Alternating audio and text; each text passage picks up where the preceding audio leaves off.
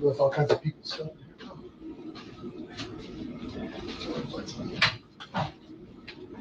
So let me ask you, Benny, did you hear anything that I was saying before? I'm just curious, only because I looked to go mute my mic and it looked like it was already muted. You know, I be muting everything. Uh, you can't hear me. Well, I don't know what's the last part you heard, but uh, I was spitting out some truths. Oh gosh, my bad, guys. That's okay. I probably think of it what I said before and say it again. So if y'all hear me repeat something, it's probably because of that. I am going to go ahead and we're going to play the video of the mom. You say you and your mic. Now we can hear that.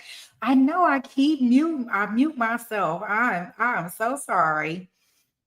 But I was just going. I was just ranting on this guy, Mr. Stefan. Stefan. I guess his name is not Stephen. He's a Stefan, Mr. Stefan, and I'm gonna have to remember that. But let's go and see what does the mama know? What does she say? Let's get some ideas in regards to why the detectives did not charge her, right? Because I heard it from what I can hear, her statements are really, really, really, really questionable. But let's hear and let's see if we can get an idea. Put on your investigation hats. Let's go.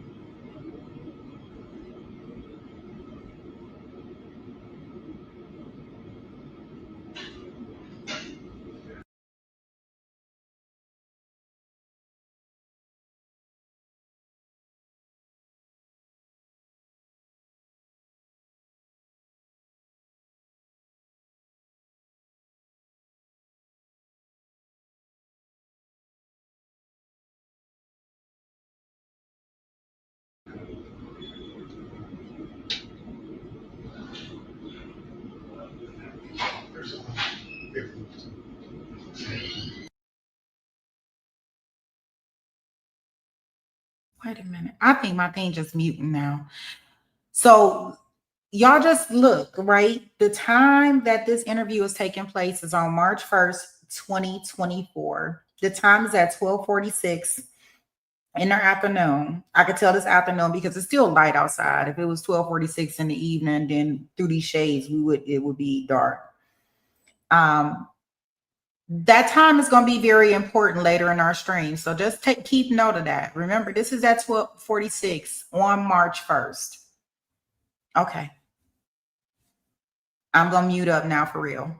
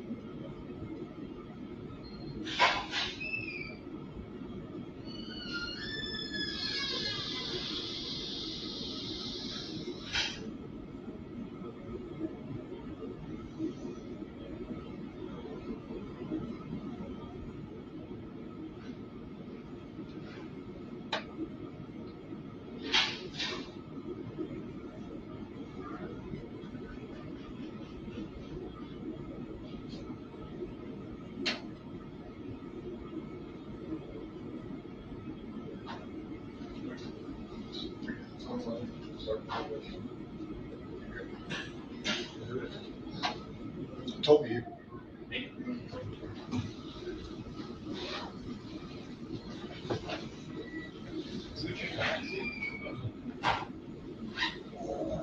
My name's Kevin. I work for the Orange County Sheriff's Office. I'm Matt. Detective Smallwood from Dissecting. The goal, obviously, Kissimmee Police Department's doing most of this investigation. We're at the Orange County Sheriff's Office. Our people, we have resources out there, obviously doing active. So it's kind of a joint effort. So Detective Smallwood's kind of, we're going to go read through the timeline of everything else. Sunday, Monday, Tuesday, Wednesday, we're going to go from there. All right. You want me to go through the whole timeline? Yeah, Is that what you we'll start with Sunday. Take me through Sunday. Okay.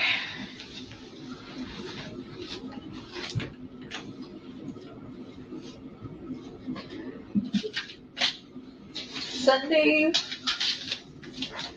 Here's that tissue. Yes, ma'am. Actually, grab some.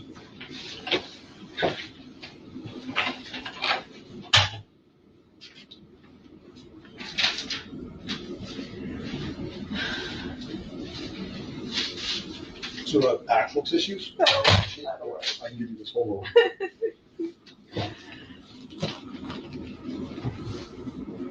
So Sunday, birthday party. She spent the whole day at my mom's house. We celebrated with the whole family. I was at work. I just started a new job last week or the week before. Okay. Where's that at? Walt Disney World at Coronado Springs, front desk concierge. Okay. I was finishing up my last day of, no, it wasn't even my last day of training. I was still in the middle of training. Sunday in the middle of training, I couldn't miss to go to her birthday party. So I went to work. I was with my family all day. She had the best day. She was so happy when I got home and I saw her. At my house around 8:30 that night. I wasn't home. She got dropped off alone. About 10 to 15 minutes later, Stefan showed up. At your house in Kissimmee? At my house in Kissimmee, he called me.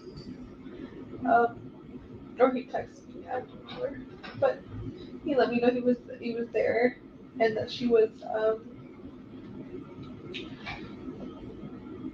getting ready for bed. She was doing her routine. So she took her nighttime meds and she got in the shower to get ready for bed.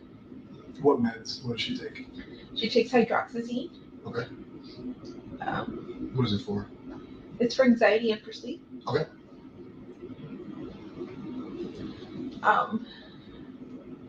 Now, could she take that by herself, or would he have given that to her?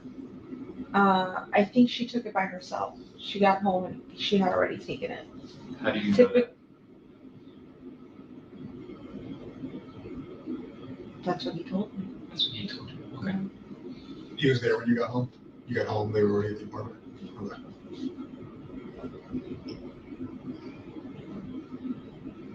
I don't like her taking her meds without somebody visually watching her, because I don't want her to accidentally grab the wrong pill. She's comfortable enough to grab the pill bottle, but I'm like, no, I need to watch you take them. Is there ever been an issue with that in the past where she took too many or took the wrong thing? Or just like a thought in your mind? No, just a thought in my mind, just me being hypervigilant. I want to physically watch her take her meds and watch her grab two, take them. I don't ever want there to be an accident of she took too many or she took, my biggest fear is that she would take Adderall by accident, her daytime meds. Got it.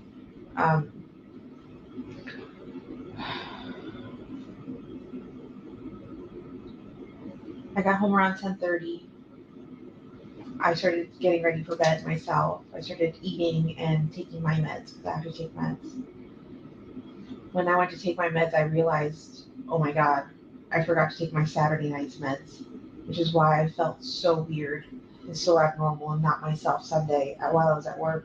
Everyone at work noticed I was acting different and not being myself. Like I couldn't smile in front of the guests.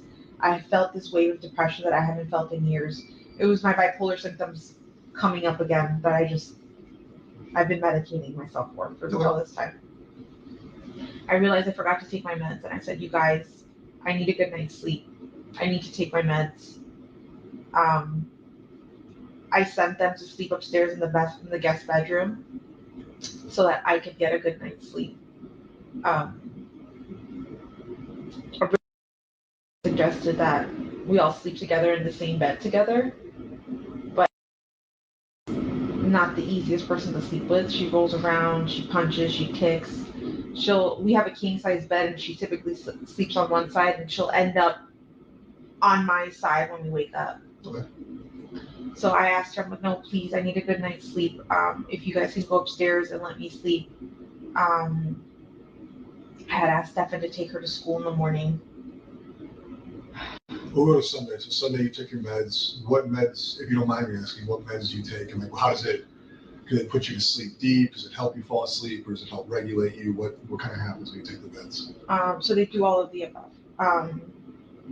They make me sleepy. They help me stay asleep and they help me function. So I'm stable all day.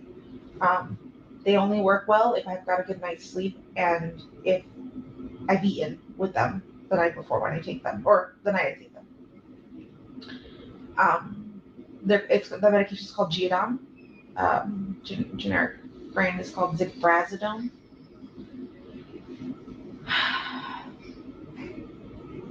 I took my meds, and then I told them to start getting ready for bed, to start heading upstairs and get ready because it was already almost 11 o'clock. It's past her bedtime. She needs to go to sleep. So I sent them upstairs. I think he may have come down at one point to pee before bed, and then he went back upstairs. He uses my restroom because the roommates upstairs don't want to share a restroom with a male. Okay. Yeah, so he uses my restroom.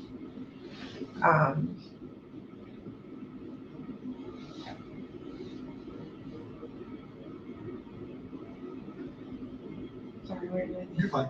Sunday night he came downstairs, maybe overnight to use the restroom. Yeah, and then he went back upstairs and they went to sleep. Or where I think they went to sleep. Okay. I went to sleep. I was woken up at some time. For the longest time, I've been saying he woke me up at 8 o'clock in the morning because I assumed he was taking her to school and getting ready for school. But in reality, I don't know what time he woke me up.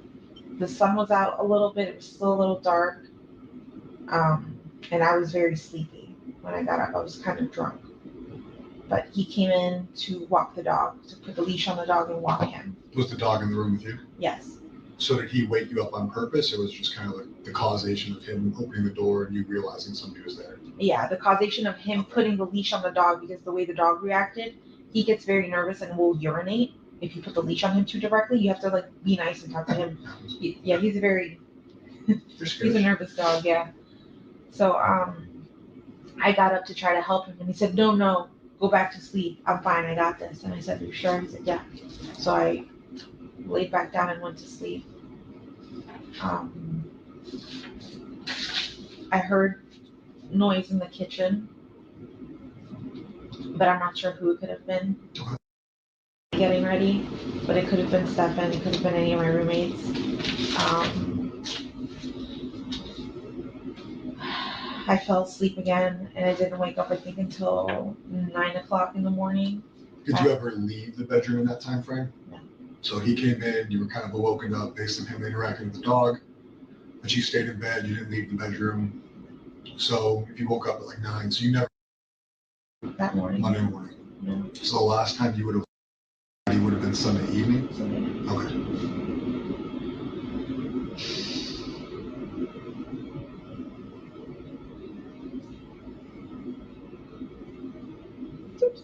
You're fine. Take a minute. Okay? While you take a minute, I was going to ask you earlier, has anybody reached out to you during the time that you've been investigating this to talk about Maddie or anything else? Negative, positive, neutral? My best friends have all been in contact with me just to try to help me. There's like, setting up Facebook groups, flyers,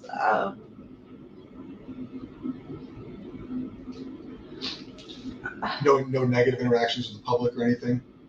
Nobody's like reached out with tips or accusations or anything like that? not that I've seen. I've been avoiding social media because my family's telling me to not go on.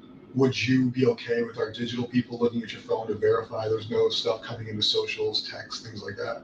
That's fine. Do you have the phone? Yeah. What they'll do is they'll plug it in, they'll do a forensic download of it so they have the data. That way they can go through it and say, we did receive things, we didn't receive things, here's the communications in and out, things like that, so we can verify that for you. That's fine. You have a password on it? 030288. 030288.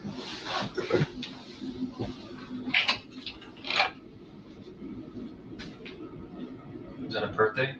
My birthday. It's your birthday? Yeah. My birthday is tomorrow. Today's the first.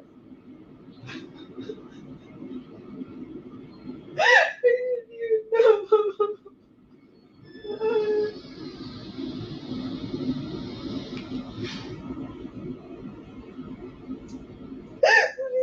This is the worst birthday ever.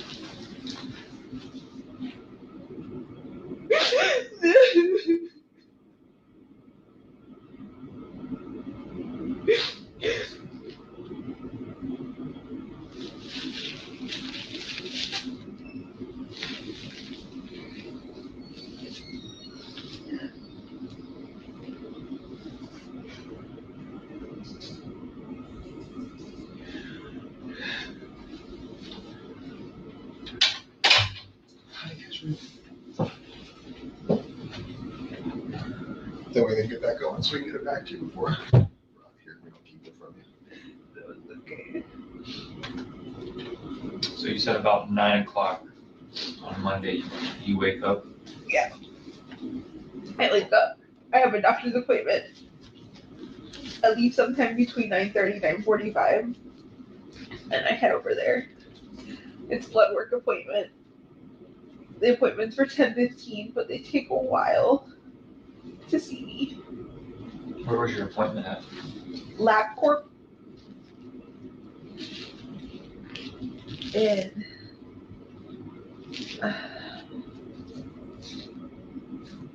do you want me to tell you exactly which one?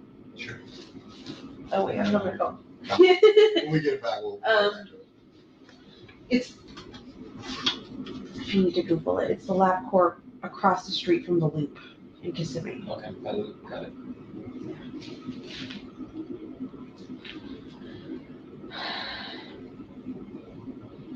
Had my appointment. I finished there sometime between 11:15. Then I headed home.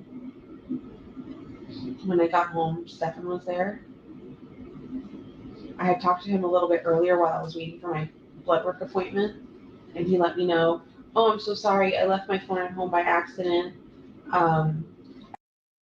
School, everything went great. She got up super early, got up really quick. She slept most of the way in the car. I asked her multiple times if she wanted McDonald's, but she said no.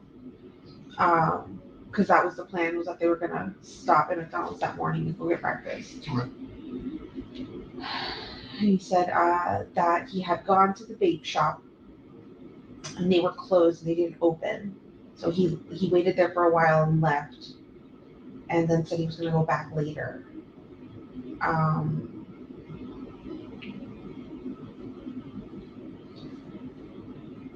When I saw him at the house, everything was normal. We were chatting, we were talking, he was acting normal. He was sitting in my computer chair just messing around on his phone.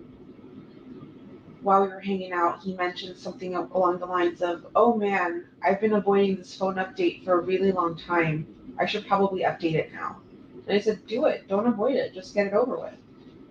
And he updates his phone and then tells me, oh my God, I don't know what button I just pressed, but I just factory reset my entire phone. And I said, how the hell does that happen? That gives you options now when you reset your phone? He goes, yeah, apparently I wasn't paying attention and I just pressed the button and it happened. And I said, oh, that's unfortunate. That sucks.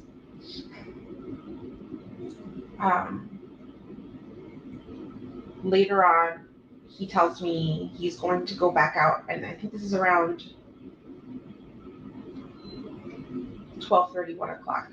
Still on Monday? Yes, still Okay. Monday. 12:30 in the afternoon, 1 o'clock in the afternoon. He tells me he's gonna go back out. He's gonna stop at a few gaming shops, and then he'll meet me at the house at 2:30 so we can get together.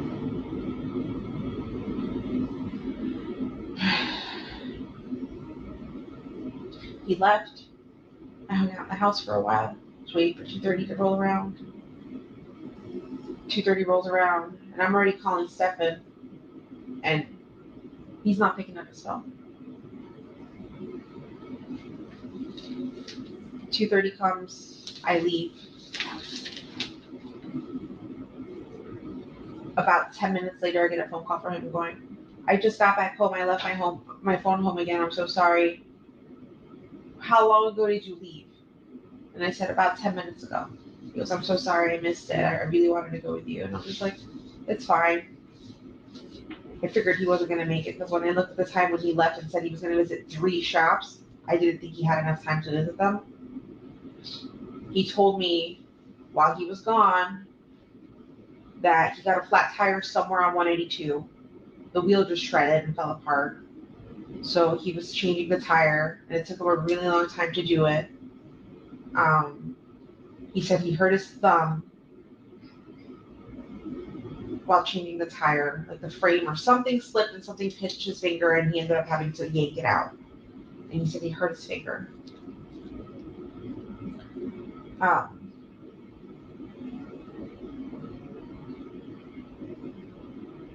want to touch on something real quick. When you were calling him, he eventually told you that he left his phone there. Did you hear the phone at the house? No. If it was anywhere, it would have been upstairs and I wouldn't have heard it. It would have been in the guest Do bedroom. you typically go upstairs? Who, me? Yes. Only if I'm doing laundry. That was all. I was just curious if you had heard the phone when you were trying to call him that day. I didn't.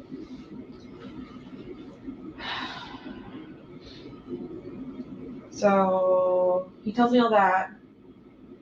I get off the phone with him. I'm waiting. Wait for about an hour and 10 minutes. 4:04, the bell rings, and I'm waiting. I'm the first in line. And she doesn't come out. You were in your car? I was in my car, in the car line, yeah. Okay. At this point, it's been a few minutes. She should have been out by now because she's usually one of the first kids out. She knows I'm in the front of the line. And I'm holding up the line behind me because there's kids getting in the cars behind and they're all waiting. They can't get around me, right? So I start calling her, forgetting that I have her phone on me. I had found her phone earlier that morning. She had left it at home. And I brought it with me because she does this often. She does leave her phone. Where was the phone at in the house? It was on top of the dresser in her bedroom. Downstairs? I never been in your house. Downstairs. Okay. So, just so you know, I have a 4-bedroom townhouse. Okay. The living room has a partition in it, a fake wall kind of thing. That's got her bedroom in it. That's got a bed, a dresser, and a desk on it. Does she sleep there? No. She'll hang out there. She'll use her computer and hang out there. That's her hangout spot. But she primarily sleeps with me every night in my bed. That's because I know the roommates wake up super early in the morning. They're going to be in the kitchen. They're going to wake her up if she's sleeping out in the living room. So I don't. So your bedroom downstairs, her makeshift bedroom downstairs, guest bedroom upstairs. Yes. Got it.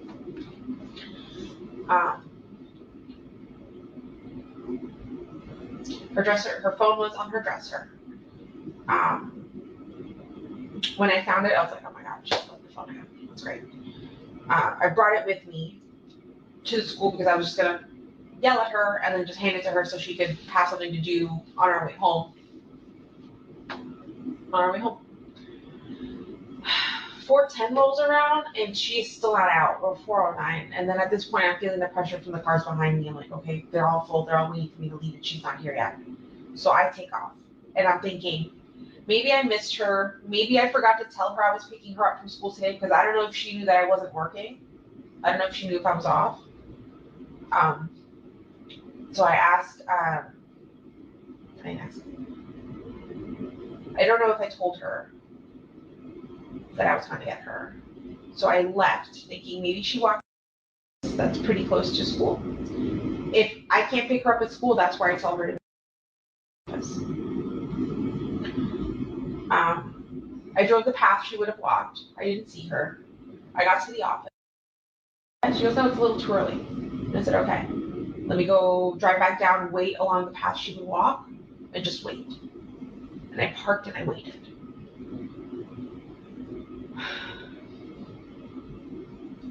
I waited, I'm not sure how long I waited. Maybe somewhere between 5 to 10 minutes. She still wasn't there, and I looked at the time and I'm like, okay, she should be back at my mom's office by now. Maybe she took a different path and I didn't see. So I went, no, she's still not here. And I'm like, that's really strange. So I call, I don't know if I text or I call. I think I text her. And I ask, hey, or I called, no, I called her. I asked,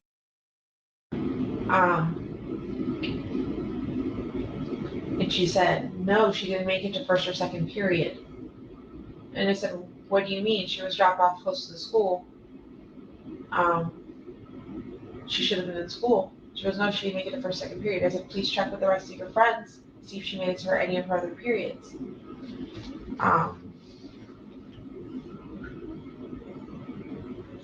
At some point in this, I emailed one of her teachers asking, actually emailed a few of her teachers and 2 of them responded. One of them said, no, she did not make it to class, and I checked her attendance for the rest of the day. She wasn't in school at all. Like, he sent me a screenshot of like her attendance and it said 0, 0, 0. You still have that on the phone? Yes. Okay. If you need to know what app, I'll tell you what app. It's a special school app. Got it. He said she was missing all day. And at this point, I start to panic and freak out because that can't be the case. She was dropped off. I had to go check her attendance at school, but the office had closed already. Okay. The lights were off. I could see a student sitting in there in the darkness, but I couldn't see any of the administrators or anybody in the office. Lights were off, everything was closed. They wouldn't allow me in.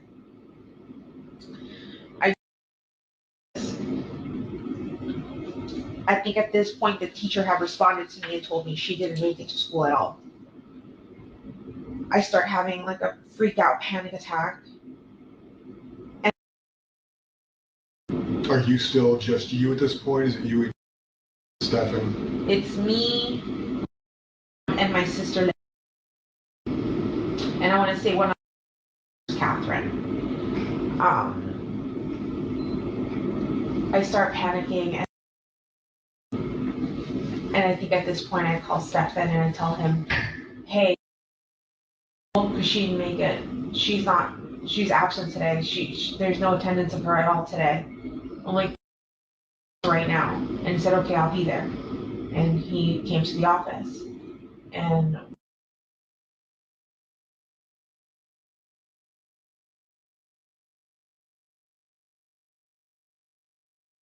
there for like 3 hours, I think.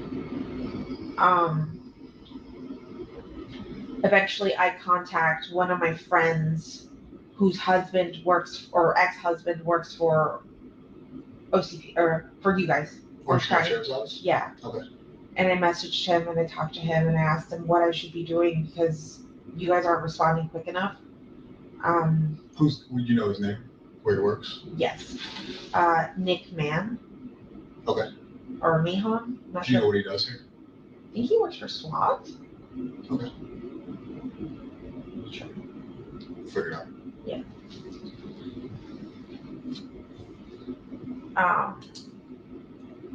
He tell you to wait.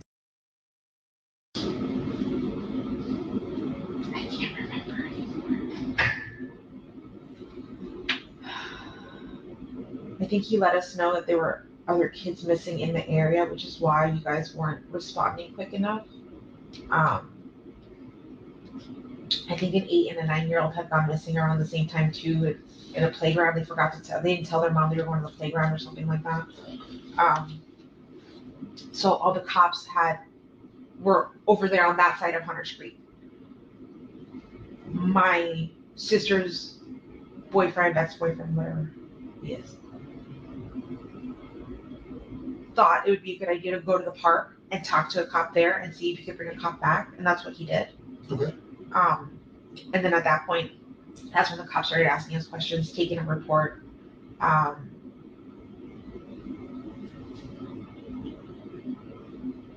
Interviewing me, they interviewed Stefan.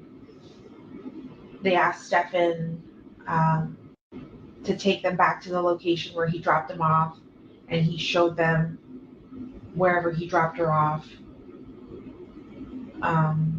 They were looking for cameras along the path, and I don't think they found any cameras along the way to see if there's any video recordings. I think. Did Stefan go with them in their patrol cars, or did he drive himself and they followed? How did that work? I think he went with them in the patrol car. Okay.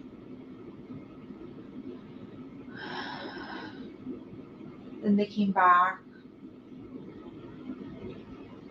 And then that's it. Everything was done.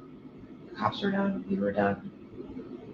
What time? Do you remember what time that was on Monday? It was after dark. We say 8 o'clock. What did you guys go do after that?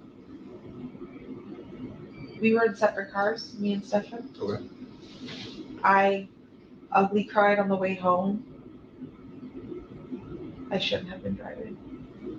But I ugly cried on the way home, and I went straight home. And then the first thing I did was call Fox 35 News to see if we can air some missing children information out there. When you say ugly crying, just overly emotional tears, makeup running, or is there what is your meaning of ugly crying? Sobbing where I couldn't see the road, and I shouldn't have been driving. I was swerving. Makes sense. Did Fox 35 come out to your house, or what was their response? They responded the following day. I think we did a Zoom video interview. Did Stefan follow you home? I don't know if he followed me, but he drove home, yeah. I mean, was it within a reasonable time when you got there? Yes.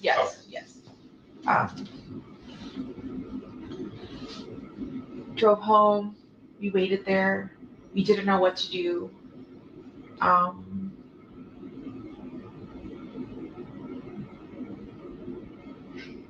stayed up late. I think I called Fox 35. What else did I do? I think I had to eventually eat and take my medication. He told me he was going to go out cruising that night to go look for her. And I said, I even questioned that. I asked him, are you sure it's a good idea? You should probably sit tight. Let's just wait to see if she comes home. And he said he was going to take a drive out. I had completely forgotten about him wanting to take the drive, or that he actually did it. And it wasn't confirmed to me until the following day, where agents came to the house and we sat in the car for a good amount of time. And I noticed the chair was adjusted. And I said, did you drive my car? And he said, yeah, remember I said I was going out last night? That's right, you did say that. Can he tell you where you looked? I think he said up and down 192. And I said, why there? And he's like, I don't know, I'm just looking. I was just trying to look anywhere. And I'm just like, okay. Did he say if he found anything or talked to anybody, or just roamed? Yeah, roamed.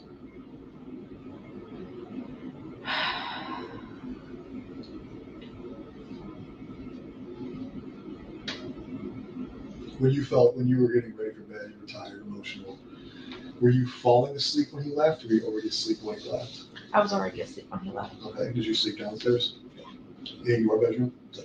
When you woke up, was he already awake? Was he still sleeping? He was asleep in his bedroom upstairs. The guest bedroom? Yeah. Okay. Did you take your medication that night? I did. What did you guys do Tuesday? Or just you? You guys, if you're not together, you're not together. What's the timeline on Tuesday? Tuesday, he slept. I woke up early and started making phone calls to like the national hotline for missing and exploited children. I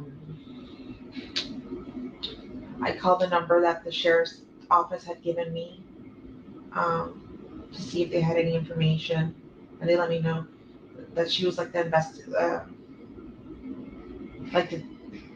what did she say she was?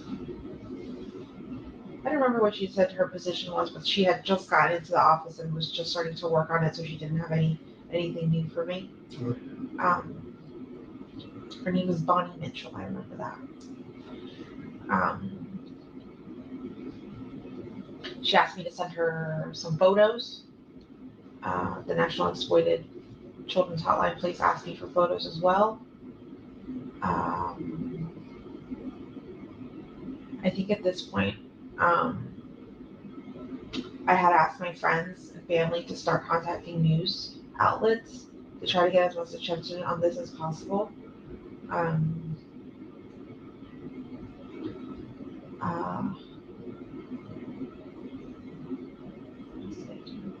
I had a lot of phone calls coming in, and I was picking all of them up, hoping that any of them could help me. But it ended up being news reporters or people who had seen my phone on my phone number on a flyer and was trying to give me suggestions.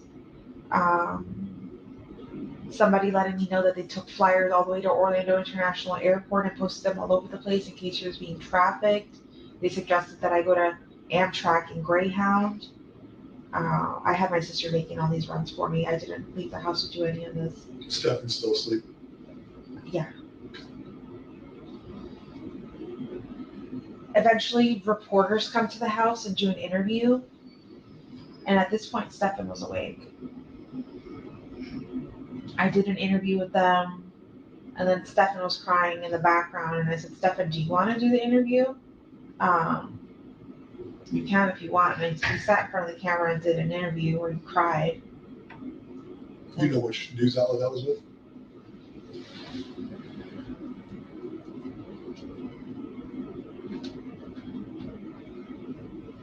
I know there's a video on Fox 35 With where him you guys appeared sitting- to be on like a webcam.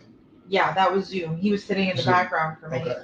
I know But you that had one. in-person interviews with reporters? Yes. You, I want to say it was Channel 9. okay.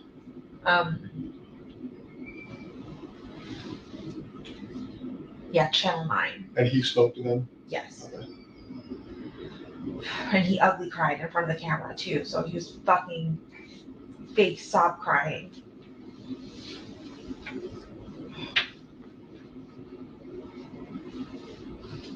Are you saying that now, or do you? I'm saying that now. I Okay. didn't think that at the time. At the time, I thought he was truly heartbroken and not that he had done all this shit to her. Like, I look back at shit now, I'm just like, he was fucking lying. He was fucking faking. What else has he been lying to me about? I know he's like a master liar and manipulator because he's done it to his parents, and he's told me and shown me the lies he's done to his parents. But I don't know why I never thought, not me. The lies are about money, they're about where he's at, what he's doing, what's he Yeah, all that. to his parents. Yeah, he's stolen money from his parents. They used to have a few $1,000s hidden in like a closet for emergency fund kind of thing. And during COVID, he stole, like, he wanted RC cars. See, if he wants something, he's gonna get it, no matter what. So he wanted RC vehicles, the remote control cars, fancy ones. They were a few $100s, and I'm poor. I know I can't afford it, and he's showing up at home with these things. And I asked him, where are you getting the money from? Because we don't have this money. He goes, oh, my dad. And I said, your dad gave you money? He goes, no, I took some from his closet. And I was like they have an emergency stash? And he's like, yeah. And I'm like, he's gonna notice money's missing. And he's like, no, he won't. It's so much money in there, he won't notice at all. I've confirmed with Chris later on that he did notice money, but he never asked his son. But I let him know, yeah, he was robbing you and just buying himself toys. He's also lied most recently, he lied to his parents about where he would be. He told them he would be at his friend's house playing video or board games or something like that, but in reality, he came all the way to Kissimmee to hang out with us. Okay. Um, But you guys were together Wednesday? After all the interviews, did he stay Wednesday? Would you? I know Yes. we had some detectives go meet you guys Wednesday, I believe it was. Yeah. Were you guys in the house together till the detectives came? yes.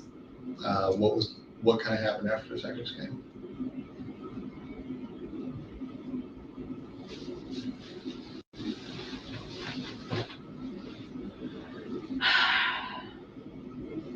Do you feel like everything starts to get blurry? Oh, I get it. Trust me. We've been in this just because- office for like 3 days straight. Yeah, so I just don't remember what day I had conversation with you guys. Tuesday night, Orange County detectives came out there because I ended up coming out Tuesday night. Yeah. I don't know if you remember seeing me or not that night. Okay. That was the first night we were at the apartment into the nighttime. Yeah, is that when you guys shut down the house for forensics? Yes. Okay, Tell so, us about that. okay. So earlier that day, I think Detective Hunt came, or somebody came, and asked Stefan for his cell phone. If he would willingly give it up so that they can look at it, or if they would need a warrant. And I remember him saying, should I have asked a warrant? Should I have? And I'm like, no, you got nothing to hide, give him your fucking phone. And I think we hung out in the house for a little bit, and then when you guys came in the evening, and you guys told us to wait outside, and we waited in my car, he started getting very anxious and very panicky, going, I want my phone back, I want my phone back. And I said, listen, at this point, it's their phone. It's theirs for fucking ever. I don't give a shit. We will buy you a new phone. It doesn't matter anymore. Whatever they need, they need. Like, let them look at it. And he's like, I just want my phone back. And I'm just like, are you trying to make yourself more suspicious? Because, like, if you were to go demand your phone back right now, that would look suspicious as fuck. Like, what are you doing? I'm thinking he's just getting impatient because he's bored and wants to play on his phone. And at one point, he takes my phone to start playing with it. I give it up, and I said, here, play on my phone. Have fun. Because I think from my phone, he was trying to log into his emails, but he couldn't because you need like 2-factor authentication from your own phone. And I'm just like, what are you trying to look at? And he's like, oh, my shipments, my packages. He's addicted to buying shit. That's another thing. Me and his dad couldn't figure out where Stefan was getting money from to buy stuff since he's been unemployed the last 2 months, but he's constantly buying himself packages, buying himself things off of Amazon, buying himself things off the line. Is this stuff you can confirm, or you think he's doing this? What? Buying packages. I can confirm because I am linked to his Amazon account, Okay. and his parents can confirm whatever UPS packages or whatever he's getting at home. But I'm linked to his Amazon account. If you guys have my phone, you'll see whatever shipment. I think most recently I did like birthday party. If you see birthday party stuff, that was me. But everything else, him. He's constantly buying stuff and he doesn't have money. He keeps saying he's got money in his savings, but me and his dad called bullshit because he hasn't had, when he lived with us, he was struggling. His dad was helping him pay his bills, paying his rent, paying his gas, paying his insurance. Stefan was helping us, supporting us by buying food and all that stuff. But I don't know what he did with the rest of his money. And I don't know where he's getting money from now. Okay. You were telling us that he was trying to log into He's his trying. emails. So he's trying to log into his emails on his phone. And I said, 2-factor authentication, you can't do anything. You're just gonna have to wait till you get your phone back.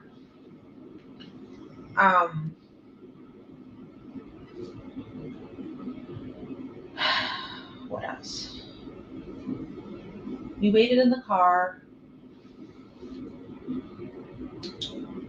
I think at this point, when I noticed that forensics was locking down the house and you guys said we couldn't come back, I told him to call his dad. Because I had a feeling y'all knew something and it was gonna come down on him. And I'm just like, they're focusing on the wrong person. They have the wrong person. In my head, I'm convinced you guys are just that you had the wrong person. I wanted to think that he was good.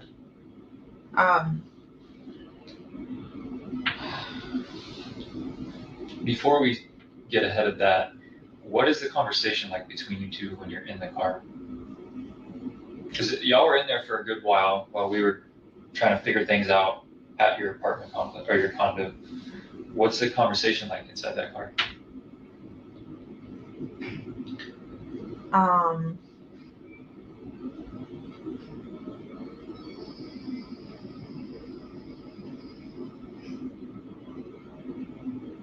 trying to think back to what exactly we were talking about. I know I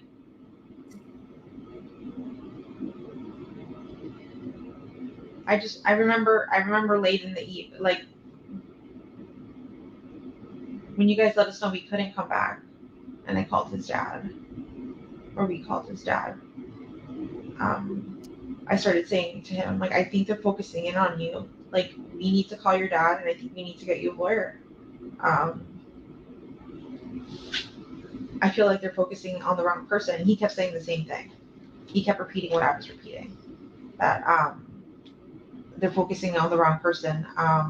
They're wasting time there.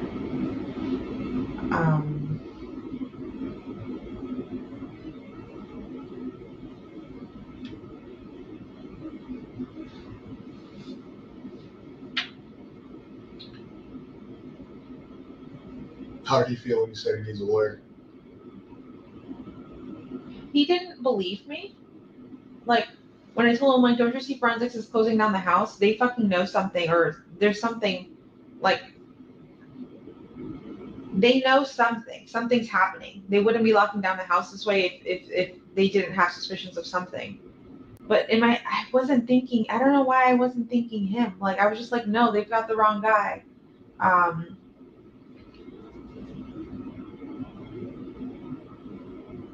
He just kept saying that they have the wrong guy, that they're focusing on the wrong person, and that we're wasting time, and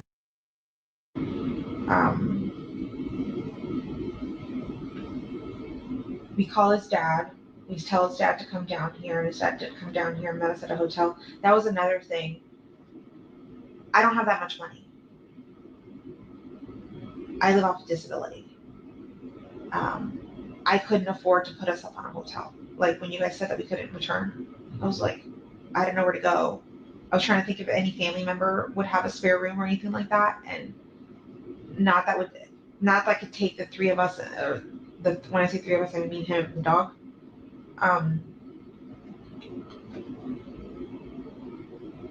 And I know at my mom's house, we wouldn't have been welcome. My mom does not like Stefan. She's never liked Stefan. So I knew that our only option was to go to a hotel, but I couldn't afford it. So we called Chris, and Chris met us at a hotel by Disney, Okay. off of Western Way. And that's where we went. We got there pretty late. We checked in. I used the restroom, and I was getting ready for bed, or laying down in bed probably around 3:30, 3:45 in the morning, and I fell asleep. Stefan was already asleep at this point. Did you go straight to sleep when you got in, or just kind of drifted off as you were falling asleep? Like, you went to the bathroom and you go straight to bed? He was already in bed before I went to the bathroom. Okay. I was on my phone for a little bit. He was laying in bed snoozing. I went to use the restroom. I was in the restroom for quite a while because I had like a terrible sub. When I came back out, he was asleep. At least I thought he was asleep. But His dad stayed with you guys? not in the hotel room. He stayed in a different room on the same floor. Okay. The following morning, I wake up, I think around 9 o'clock in the morning, and Stefan's not there. And I remember thinking, he left again without his phone and didn't tell anyone where he was going. That's suspicious as fuck again. Why is he trying to But we took his phone, so he got a new phone. He didn't get the new phone until later that day, where his dad woke up, came to our hotel room, and then handed him a phone. Okay. And said, "Here, have this phone in the meantime until you get your old phone back." Oh, so you're just saying he's out and about with no phone? Yeah, he's out and about with no phone, so there's no way for us to contact him. There's no way for us to. I didn't know if he even knew how to get back to the hotel, because I drove that night. He's a little oblivious to when it comes to directions. So I was just like, he couldn't even figure out how to get here. But he rolled in around 11:15, rolled in with a cup of Wawa, and said, "Oh, I'm so sorry. I was just driving around. I grabbed some Wawa on 182 and got lost. I didn't know how to get back to the hotel, but I'm here now." And I'm just like, detectives are about to show up. What the fuck would have happened if they showed up and you weren't here? Like, you would have been a fugitive. Like, what are you doing? And he was just apologetic about not telling anyone where he went. But So I had a question. And I'm stopping it now just so we can kind of talk about this. Let's unpack some of this stuff that we're getting from Jennifer. Now, we do know that clearly this interview takes place after Stephen, he didn't got arrested, right? So it's not like her tune, my back scratch. Sorry, guys. So it's clear that now she knows that he had these inappropriate pictures on his phone of her daughter, right? So it's not like her tune is kind of like changing from the nonchalant thing before. Because why would she even be thinking like, well, before they were looking, they came and got his phone. Him and her have checked into a hotel. They're currently looking at the house, so that's closed off to them. Why would she say to the detective that because he left that day without his phone and nobody could reach him, that if the detectives came, that he may be considered a fugitive? Like, I don't think that would be something that would come to my mind just because a person did take their phone. Like, unless I know a little bit more than what I'm saying. Like, I honestly think that mom knew.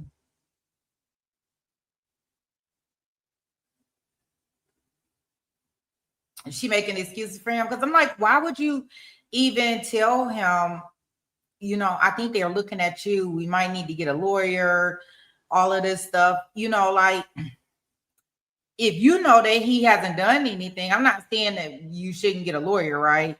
But if you know he hasn't done anything, I don't know if those will be the first things I'll be asking. I'll be trying to make sure that he's doing everything that exists with putting up some missing persons flyers and things of that nature.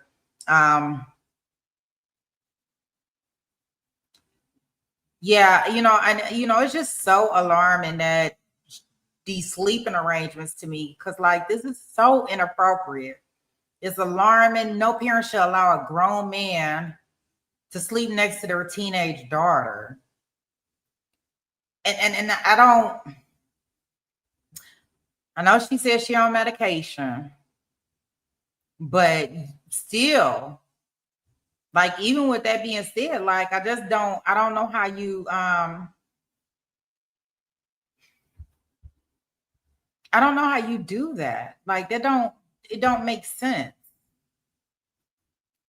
to me. Y'all can tell me what y'all think about it. Like, if it makes sense to you. I just don't see that. Or even a 13-year-old sleeping with me. Like, you are too big. Benny says she's making excuses for him. Right, Benny? Like, really? Yeah, she is making excuses for him. I totally agree with that. Like I don't know what her mindset is, because it just doesn't make sense to me. It doesn't make sense. That's why the only thing that makes sense in my mind is that she already knew what was going on with him and her. That's the only thing I could think of.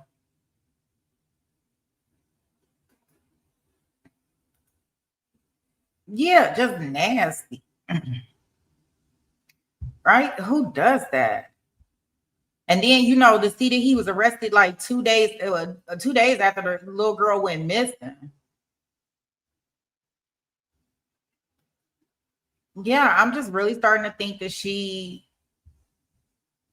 I'm really beginning to think that. I'm gonna see how her statement goes. Because it looked like they're interviewing her for a while. So let's continue on. I'll try not to break too much in between. But I did want to kind of like address that before we went too far.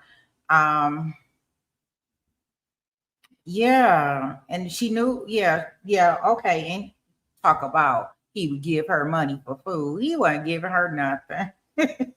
But okay, girl. Okay. All right. If you say so. Okay, we going back in. You know, I mean, he had a Wawa cup and he said he was up at 192. Yeah, but in reality, I know that he truly took my car in the middle of the night to Northport, Florida, and was down there for an hour and came back.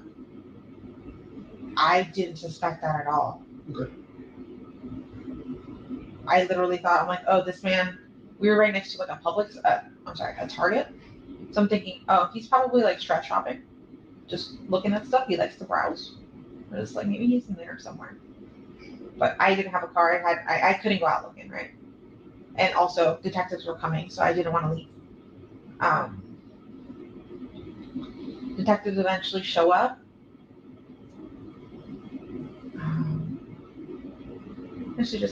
We were in the hotel room for a while.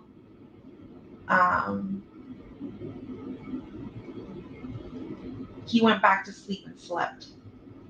I took a little snooze for a little bit that morning, and then I got up, and then I went downstairs to the lobby, and I saw Chris.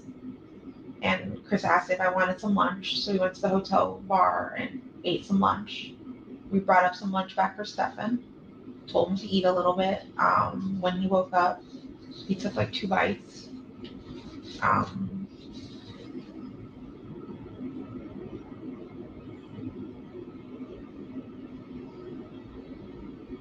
Then detective showed up. We went downstairs. They let us know that there was a press conference happening, which we already had an idea was going to happen.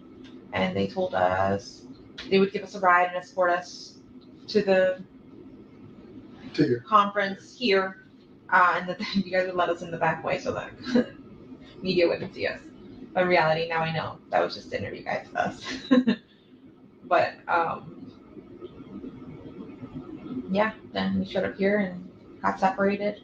Haven't heard from him since. Haven't spoken to him since. Have no interest in speaking to him at all.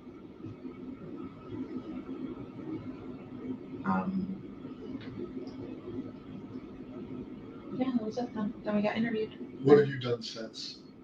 Like, where did you go back to the hotel? Did you stay somewhere else? No. So after the interview and all that stuff, Chris took me to my sister's house. I've been at my sister's house ever since. Cool. Yesterday, I went out for a little bit to go to Target to try to take my mind off of things. I went to Target to go get myself a toothbrush and deodorant, things that I didn't have because I left the house so last second.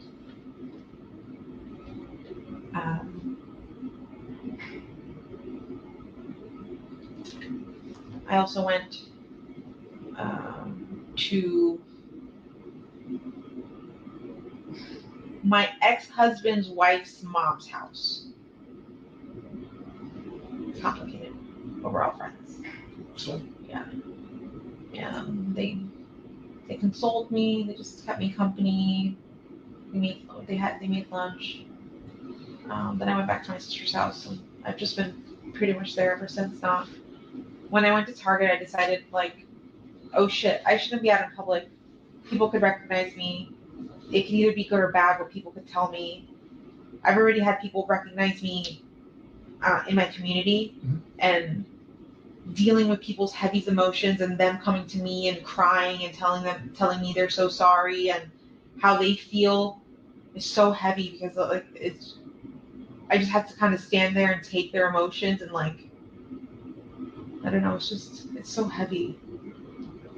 When I realized that these are the interactions I was having in public, I'm like, I need to stay home because I just can't carry anyone else's emotions right now. I have my own to deal with, like I don't want my own mental health suffering right now, or for me to spiral and end up back being hospitalized. So when did you meet Steven or Stefan? I met Stefan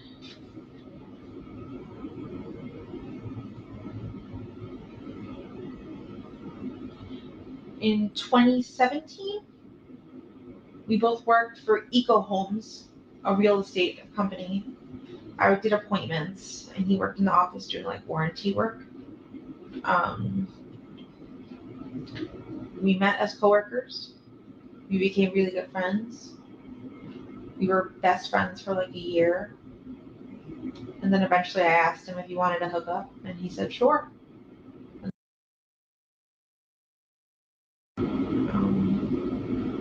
And yeah. You said 17, 18. Did you live in Orlando, Kissimmee? Where were you guys staying then? Kissimmee. And did you guys live together in 17? He technically lived at his parents' house, but he was staying at my house all the time. Okay. Same house you're in now or a different house? Wait, I take it back. In 2017, he wasn't staying over my house. It started in 2018 when we started hooking up, and he started sleeping over my house. Okay. And what was your next question? Was that in the current Yes. house you live in now? Yes. Okay. How long have you lived in that house? On and off, because at one point we moved close to where his parents live right now. They live in North Port Florida, Sarasota County. I lived in Port Charlotte, which is Charlotte County, the county right next door. We had an apartment there for like 6 to 8 months. We moved down there because, again, Stefan was promised a job and that fell through. So we supported ourselves in this tiny apartment for a little while until I ran out of funds. Do you remember what year that was? 2020. So when did you live in Port Charlotte in 2020?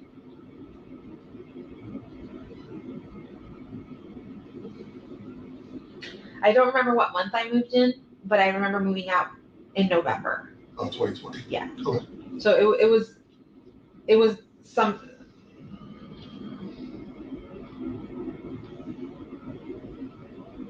Maybe like April, May. That's fine. It was fine. We can look up if we need to later.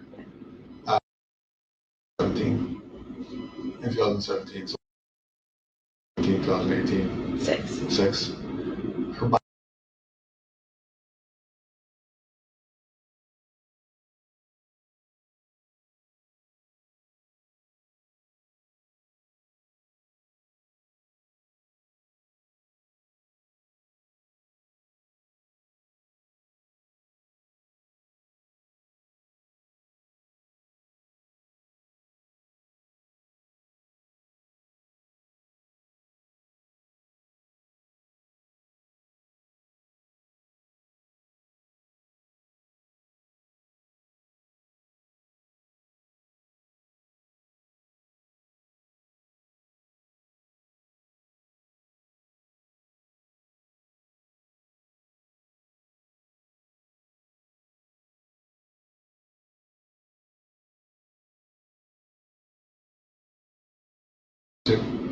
At the same time, no. But Okay. I've had ex-husbands and ex-boyfriends live in that same house before. Got it.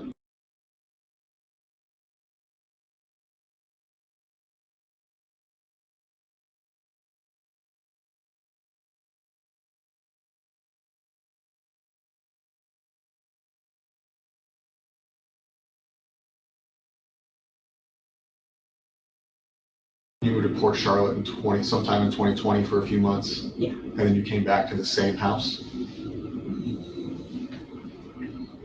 After Port Charlotte, I went back to my mom's house for a little while Where's that at? in Hunters Creek, Florida. Got it. Even before Port Charlotte, actually, the few months before I was in Port Charlotte, I was living at my mom's house. With Stefan. Around March 20, decided he wanted to renovate the house and possibly sell it. So he told us to get out. So March 2020, so around COVID time, like 2 weeks after COVID was announced, I moved in with my mom. Okay. And I lived with her for a little bit. And then the Port Charlotte apartment happened. We moved to Port Charlotte, were there for a few months, came back to live with my mom, was there for a few months, and then I decided to move back. That he was moving out and like getting an RV and like living the RV life. Yeah. So he needed somebody to take care of the house for him. So I said, yeah, I would do it, of course. So I moved in. I moved into his bedroom, downstairs, the master bedroom. Eventually, Stefan did come.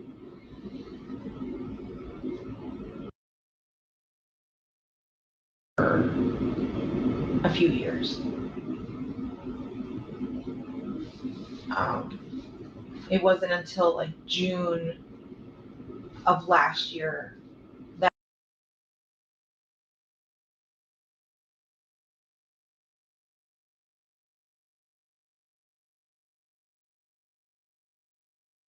I can go upstairs to the guest bedroom upstairs because I just he's not a very clean guy. He's kind of a little hoarder and a collector. So just my house was always a mess and never the way that I wanted it to look. Or the clutter just gave me anxiety. So I asked him to move upstairs and he did. And he lived upstairs until until December of last year. And then he moved to Northport, Florida with his parents, but they had promised him a job, but that fell through. So we were in the process of trying to get him to come back up here to get his job back at Disney and for him to move back into the house for a little bit. And I'm not sure long term. I know temporarily I was willing to accept him back. Was that something out of convenience for him or because you? A little bit of both. We missed him. And I wanted to help him out, like make it easy, like give him a place, like a base to start at, and then for him to start looking for something else afterwards, on his own. But yeah. You obviously.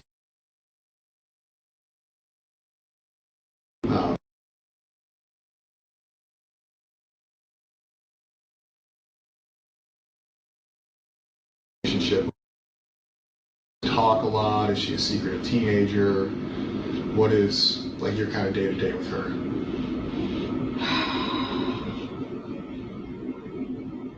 I would have said a normal relationship. I asked, she would tell me. I didn't think she was hiding anything from me. I didn't think she was lying to me about anything, but obviously she had secrets. I mean, the hindsight. I mean, all the stuff you found out over the past couple of days. We're like taking that out of the picture. Your relationship with her. Okay. Like not say, looking back saying, okay, I was being lied to. Like up until you found out some things that you've been told. You guys had an open communication relationship. You talk about everything. Life. Yeah. If anything, she was a little bit more open with Stefan because she told him about a boy she had a crush on. Okay. And that his name was. And she described him.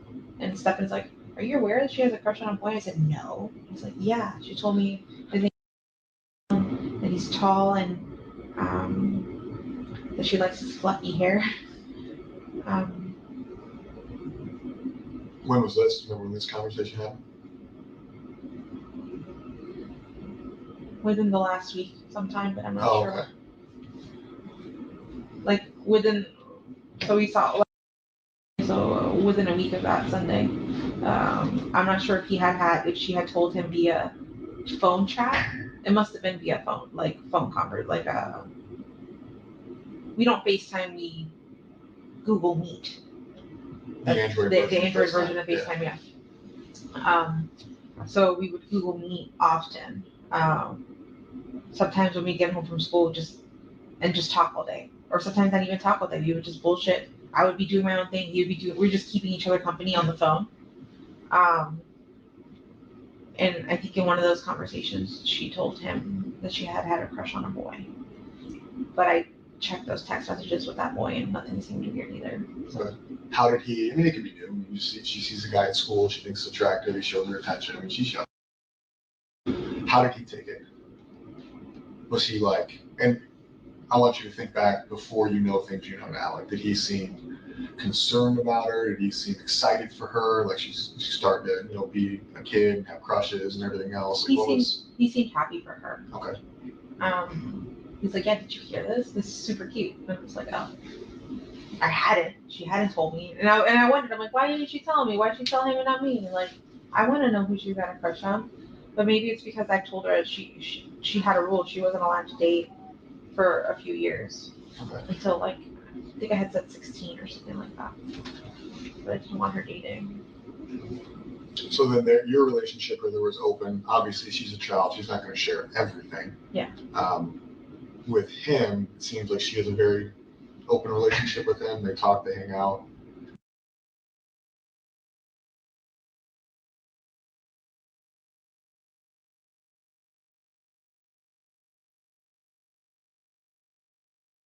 So it'd be okay with you if they went out and did things together outside if you were at work or something?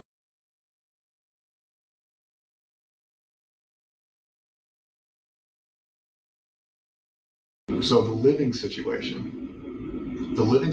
with them, I'll be honest, seems weird. It's weird to me. She's got a bedroom downstairs. What's kind of the mindset or the thought process, the communication you've had with Stefan about, she's not going to sleep in her bed, but you guys are going to go sleep in the guest bedroom?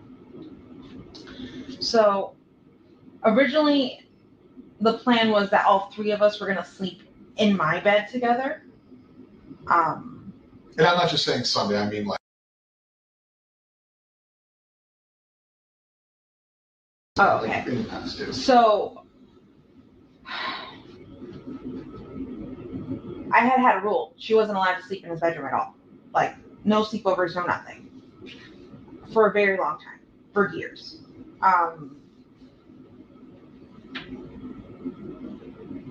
Since we're pausing, Yeah. What brought that on? Was that like a request of his, like, can we sleep in the same bed, request of hers, or you just saying?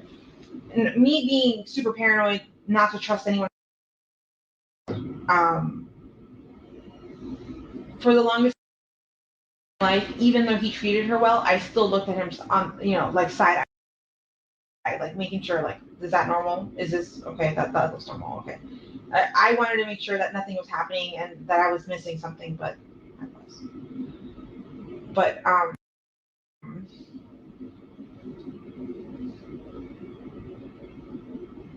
he never requested.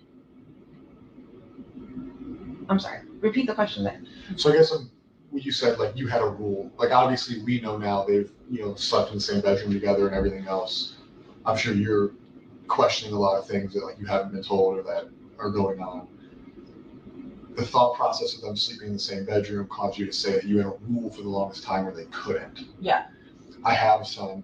He's a lot younger than her. He's 4. But I guess if I was dating somebody or had somebody over, I would never establish, and this is just me, a rule. He can't sleep in the bed with her, or she's not going to be. It wouldn't even be a thought process for me. So that's why I asked, because I wouldn't think of it even as an option. Yeah. So when you say you had a rule, I guess I'm asking what prompted the rule. Sleepovers before. Yeah. Like, you want to watch movies and eat snacks? Can we do that? I'm like, no. We can all watch movies down here together. We can all sleep down here together. Up until June, together all the time. So we were always. She would sleep in the middle. I would sleep on this side. He would sleep on the other side. It wasn't until June that he got his own bedroom and I sent him upstairs. That's where the requests for sleepover started. Okay. And I kept telling her, no, no, no, no, no, no, no. I'm not comfortable with that. I'm not comfortable with that. But eventually at some point, like we really want to watch, I forgot what movie it was. They really wanted to watch something and I was really tired. And I said, okay, fine. Go ahead, but this can't happen often.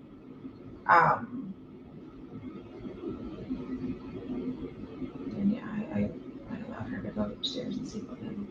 But honestly, I think I can count on one hand how many times that's happened, and it hasn't been many times that I've allowed her to have a slumber party with him, to be alone in a bed with him. I'm usually around all the time. I'm up until 2 weeks ago, you know, I was pretty much at home all the time living on disability. If I wasn't at home, just, you know, I was substitute teaching, but I was substitute teaching primarily at her school or at the school close by, but I'd make sure I get out around the same time and I'd get out in time to pick her up and take her. So she was with me pretty much all the time if she wasn't at school. So yeah, after. When he's not there, where does she sleep? With me. She never sleeps in her room? No, always Okay. with me. Quickly, do you know, and you may hate the question, do you have any idea? We currently have upwards, probably 200 people working on fire. Right, the Orange County Sheriff's Office is involved, the Kissimmee Police Department's involved, St. Cloud Police Department, Osceola County Sheriff's Office, Florida Department of Law Enforcement, FBI. Yes, under suspicious circumstances. So anybody who is somebody is involved. Yeah. So regardless of the circumstances, those people don't get to go home. Those people don't get to go back to their families. Those people don't get to live their lives and go back to their primary jobs. Of course. I know the sheriff has probably expressed to you that's his number one priority. I'm sure the Kissimmee Police Department's expressed that to you, our detectives. This isn't something that's going to stop or go away. Yeah. Right? Anybody who knows something, anybody who may know something, will be brought into a room, who will be talked to, whether they're guilty, whether they're innocent. Because our number one priority, our jobs have kind of stopped on any other things we have going on until it's fine, because that's the most important thing anybody has going on right now. But with that, a lot of people are going to feel that whatever happened, I can tell you, and I know detectives have expressed to you that the thought process at this point is this is a homicide investigation. Yeah. Based on the evidence I've seen, based on the videos I've seen, I do believe.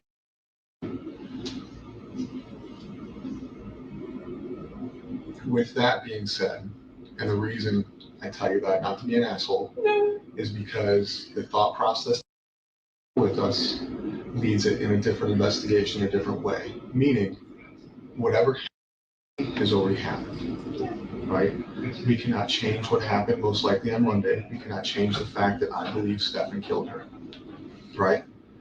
All we can do now is find her as quickly as possible. On the 2% chance we're wrong and that she is alive, that's phenomenal, right? That's the best thing that could happen. On the chance that we are 100% correct and she has passed away, finding her now versus later will bring closure to your family, will bring closer to everybody, regardless of how it happened or why it happened. Meaning, if you have an inclination, if you know where she's at, if his father knows, that doesn't mean those people get held accountable for what he did. It doesn't mean those people get held accountable for knowing what he did. It means we close out the investigation. You know what I mean? So a lot of times we go into rooms like this and we ask people questions. We say, hey, do you know what happened? Do you know what happened? And there's this fear of what happened already happened. I can't change that. So I'm not going to insert myself with knowledge because it's going to make me look bad. Regardless, at this point, I murdered her, right? He victimized her. He ruined her entire life from childhood until now. I think that there's probably some sense of guilt. And my fear is that sense of guilt is causing you to not want to assist in the location of her, not because you're a bad person, but because there's that sense of guilt that what was happening under your roof, and now by her being found brings that all to your plate, and it doesn't. Oh no. If I knew anything, I would so tell you. I want to even if she's dead, because you guys tell me your suspicions, but I'm not going to believe it until I have her body. So there are things, and the reason I say these things, and again, I'm not trying to be an asshole, but the reason I say these things is there's been a lot of things you've said and a lot of things I've kind of researched between the Fox 35 story, between your initial statement to the police. A lot of things have changed. The initial statement to the police was you watched her get dressed, you watched her leave, you knew exactly what she was wearing. Can I tell you Absolutely. my thought process on that, or where I came from with that? I was handed this form, and I'm like, where do I start? What do I write? And somebody said, tell them what you saw. And so I started with I saw, and then I wrote out what I wrote out. But it wasn't until later I was like, wait, I didn't see her. I assumed that I saw her. I assumed that I heard her, but I didn't. In reality, I didn't see her. I only saw him, and I heard something in the kitchen, but I don't know who that was. Which we talked about today. But I guess there's other concerns.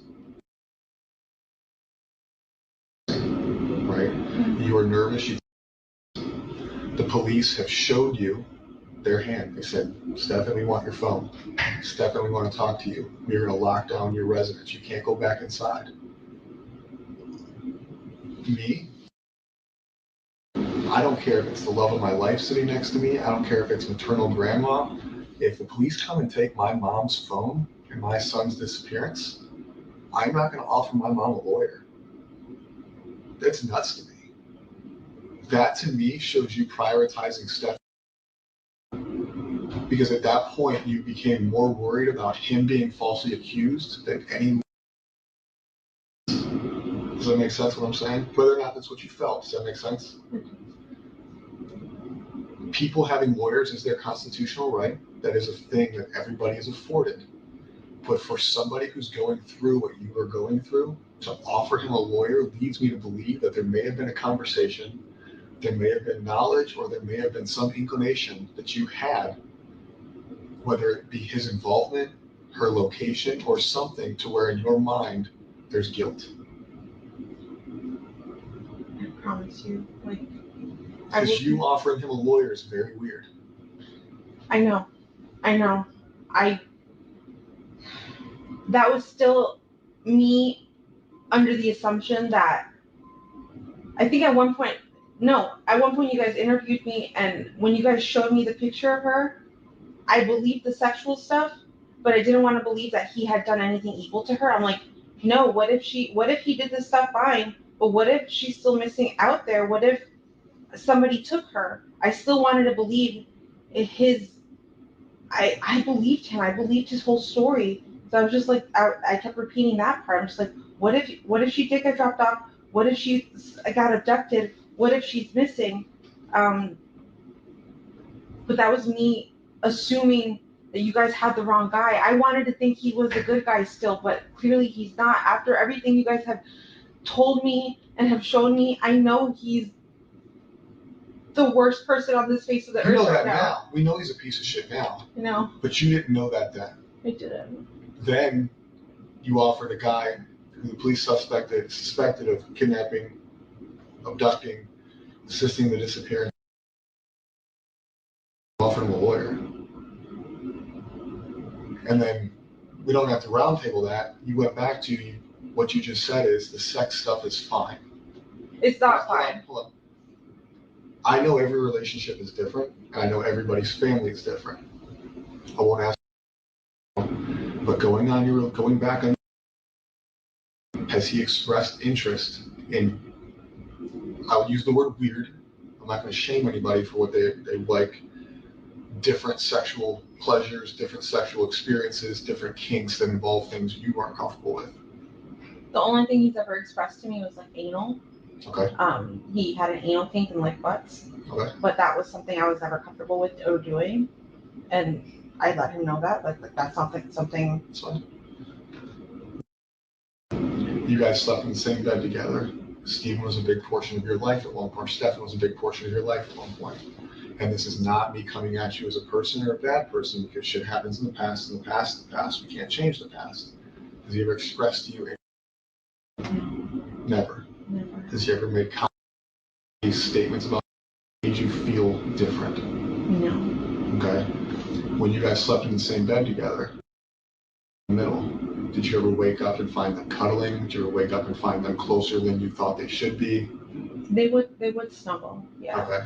But we all snuggle. I didn't think that was abnormal. So if you guys are sleeping in the same bed and she's in the center, you've woken up and they're snuggling, they're under the same blanket, they're not under the same blanket, No. but just like She's got her own blanket. She's got her spooning own. for what? What is snuggling to you? Because to me, snuggling, spooning, big spoon, little spoon. He would lay down like this, and she would be right here in the nook. Okay. How do you guys sleep? You guys sleep clothed, unclothed? I sleep clothed. Yeah. Shirt, Pants, pajama sets. Yes. Everybody. I sleep in like my everyday clothes. Okay. On pajamas or baggy t-shirts and shorts. Okay. And Stephen would sleep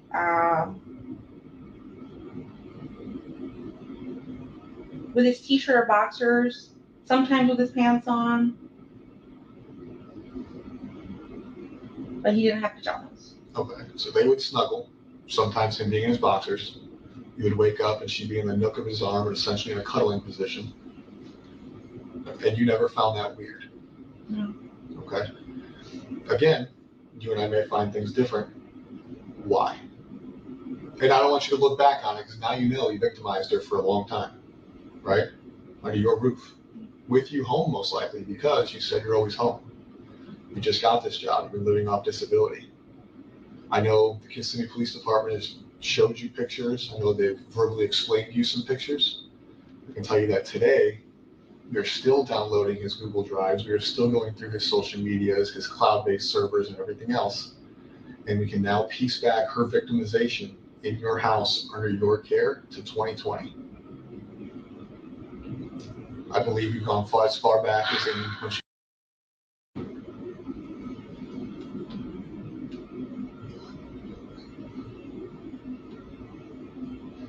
So when I ask, they've woken up cuddling, did you find things suspicious? Did you have an open relationship? He talked to you? Has he made inappropriate statements? It's almost like cheating, right? Like, have you ever been cheated on? Okay. Somebody can only cheat on somebody for so long until they fuck up, or until something comes out, or somebody says something, right? So we go back to 2020, we're looking at a minimum of 3.5 years. 3.5 years where I'm sure you guys are sexually active. Yes. So for 3.5 years under your care in your house, not only is he being sexually active with you, he had a sexual relationship.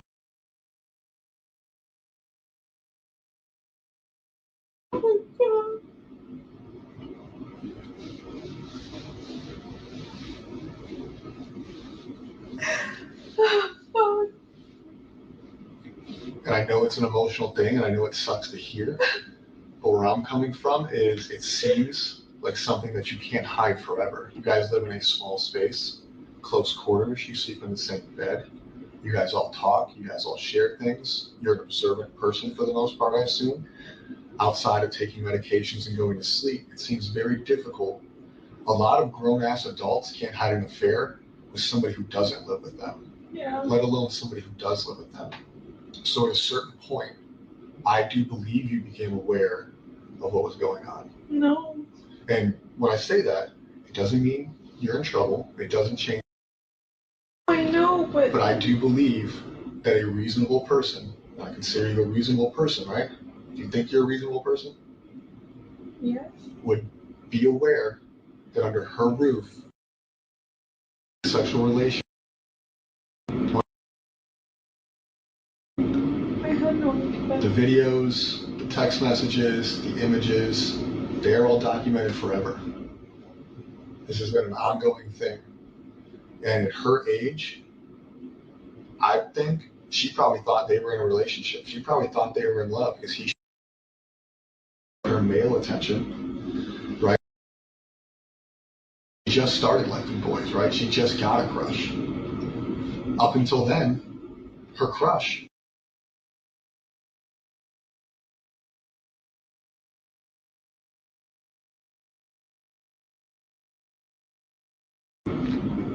at the same time, you guys are sleeping in the same bed together. You guys are all cohabitating. She's not sleeping in her room.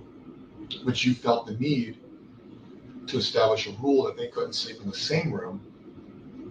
But when you established that rule, for 3 years, she's already been dating him, essentially. Whether that's legal or not. I had no idea. So I truthfully believe, and this is my belief, I'm not speaking for other detectives, I'm not speaking for the sheriff's office, the state police department, or any other agency I've said. This is Kevin's belief.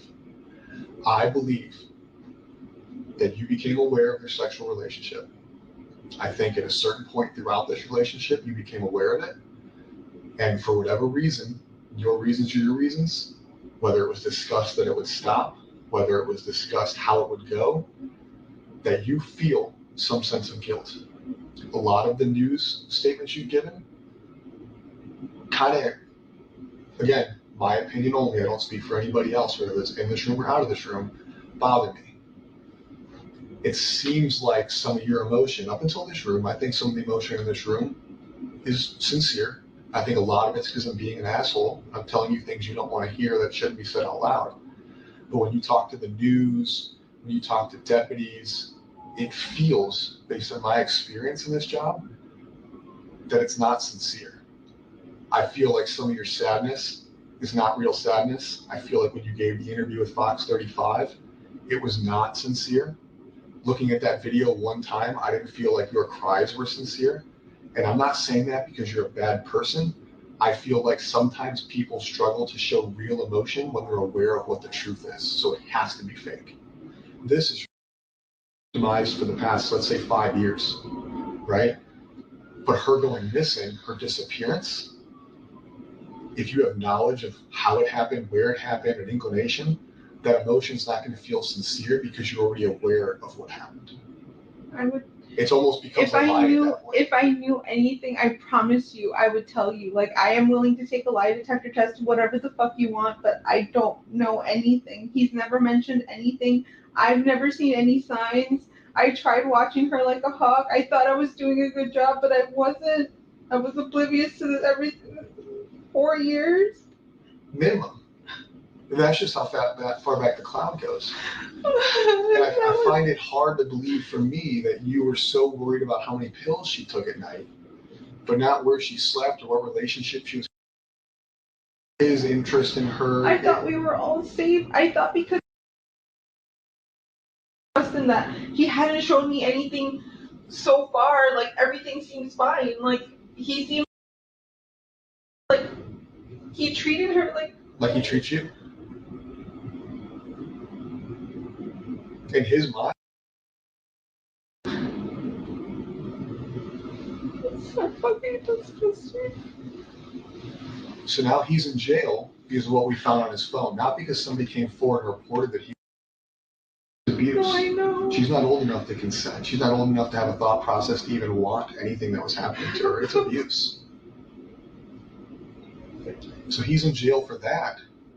But something caused what happened, right? We searched murder because we can call it a murder. She didn't die naturally. She didn't overdose. She didn't have a heart attack. We circled murder on Monday. Something had to cause that. He's been having unrestricted sexual activity for a long time. He's getting what he wants from her, probably from you, and who knows whoever else, right? So it's not like he woke up or went to bed Sunday and he was like, you know what? I'm done with this, but I'm going to kill her. Something happened. People don't just wake up and like, you know what? They leave people, they break up with people, but usually things cause people to snap. Now, what? You know what? And I'm in trouble, or I feel like I'm going to, or him being out. We can go even worse. She's pregnant. That's what questions last night led me to believe when we started talking about her period. I was told that her and her friend, and granted, I'm male, never had a period, but that somebody found it weird that they were no longer on the same cycle. Could be different because she's a teenage girl. Could be that she missed her period. Have you ever found a pregnancy test at home that wasn't yours? I have 2 underneath the bathroom sink, but I haven't seen if they're still there or not. Okay. But you haven't seen any used ones in the trash? No. Their relationship hasn't changed? No. Okay. So what do you think happened Sunday? Other than him killing her, what do you think made him snap?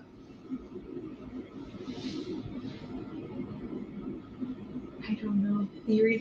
I keep hearing Tell me your theories, because here's the deal. We don't go home until she's found. No, I know. So what are your theories? What I've heard is, what if she upset him and threatened to tell me and say that she was going to tell me, and he needed to shut that down. That's the only thing. What do you think?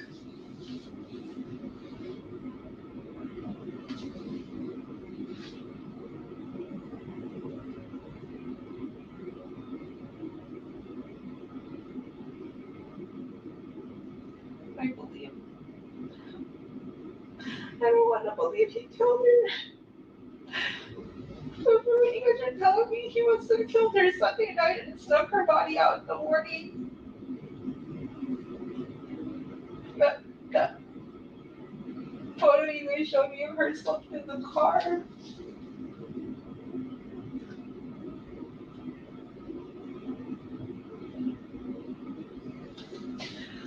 You don't want to believe he killed her. I want to believe she's still alive and that she got kidnapped, but that doesn't seem like that's the Well, that's case not at what- all. yeah. I know, my brain just wants to believe something else. I just want to believe she's still alive and she's out there.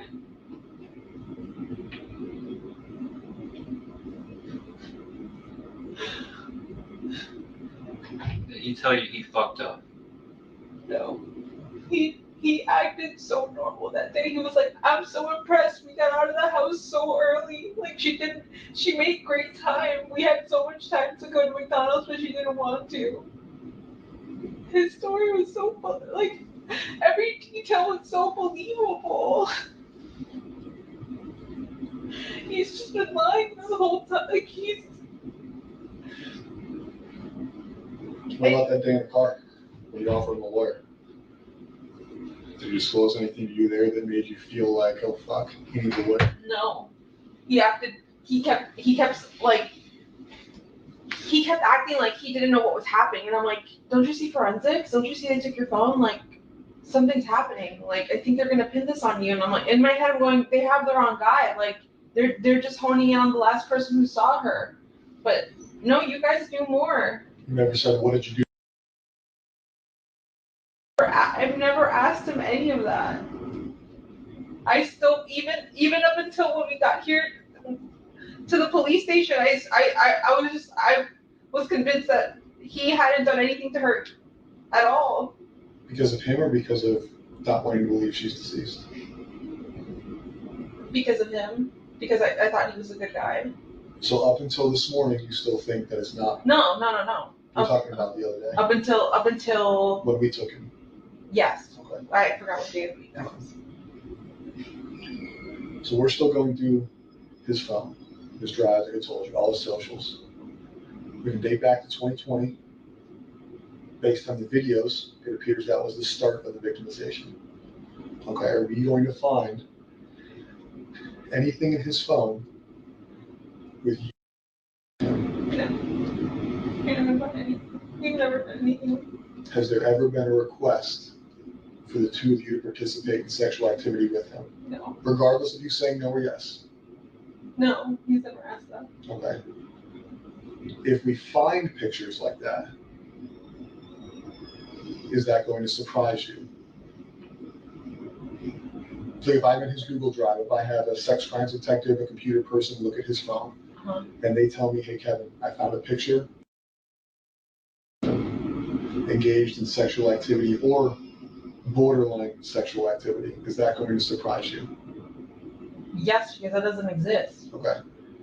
At any time during the course of your relationship, has he expressed that he has ever had sex with a child? No.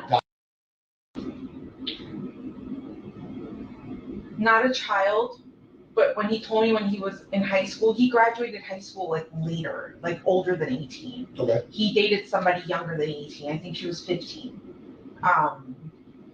But I don't know how old he was, 19, 20. But he was an older kid in high school. He graduated late. But he had a really young girlfriend. Her name was Kendall.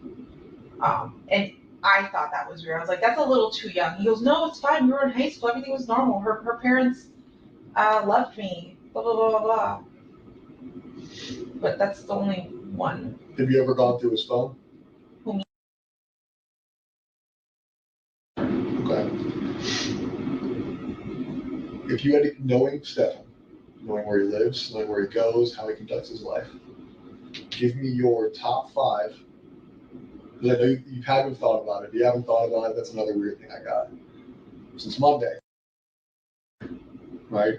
We told you on Wednesday that we think he did it. Yeah. So from Wednesday till today, it's about 48 hours.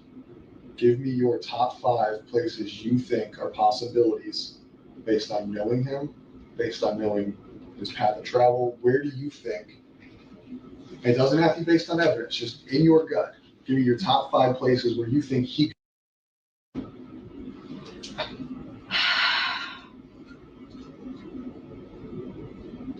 In this area, Doesn't have to be this area. No, I know. Anywhere you want. I'm saying in this area, I have no idea. Orlando, Kissimmee, no idea where he could have taken her. But his trip to Northport is weird as fuck. I feel like in Northport, he knows more people. He has more friends. There could be a place and somewhere there he could have stashed her. You guys said he went into a storage unit. That would be another place to look. But there's plenty of woods around his house. Around that exit is kind of secluded. Like When you say his house, you mean his parents' house? his parents' house, yeah. You've been there? Have you seen the property? Yeah, I've been there before. Do they have land? Or is it in like a neighborhood? So it's not a neighborhood because they don't have HOA. You just buy the plot of land and build it. They don't have many neighbors. Okay. Or last I saw, I think there was a neighbor building right next door, but I don't know if they're done yet. I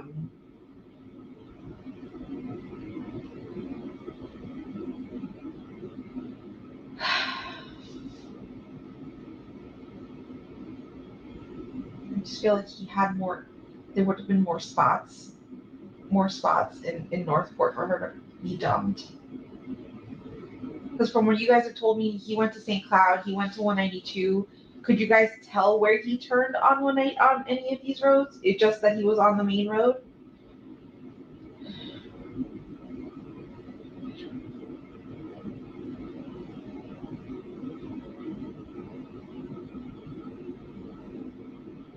I didn't think he ever even knew where St. Cloud was because we've never driven down that way ever. And you live in Kissimmee, right? Yeah, I know, but to me, he's never had a reason to ever drive down to St. Cloud, ever. There's no store or anything he goes to down there. Everything is in Kissimmee or Orlando by the mall. Florida Mall? Yeah. Orlando Mall? Yeah, Florida. I sent the last detective 3 spots. I could have recalled him telling me he wanted to visit. Monday, when he left the house in the afternoon and got the flat tire, he had mentioned a few of those shops, so I sent them over to you guys.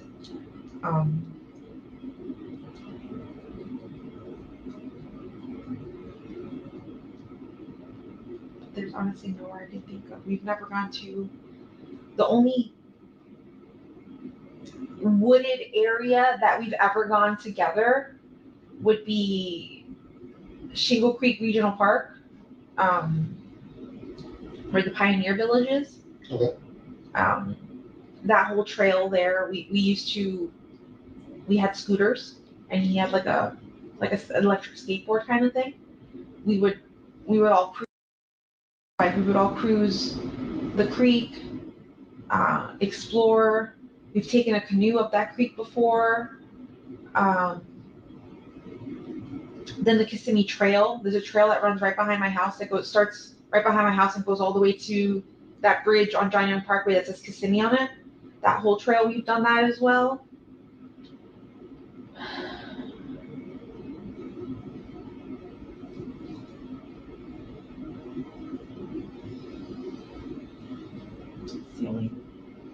That's the only places I could think that like he may have gone, because that's where I know I've gone with him before.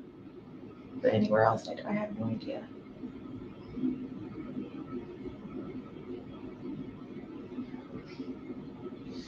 So our ERT team, so emergency response team, is just a group of people who search areas. Doesn't have to be wooded, can be wooded, can be swampy.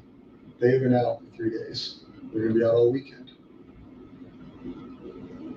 They will eventually, whether it's today, whether it's tomorrow, whether it's in 2026. Okay. I don't think you want that to take too long. Right? I'm sure you'd like to have a funeral. I'm sure you'd like to have some kind of memorial service.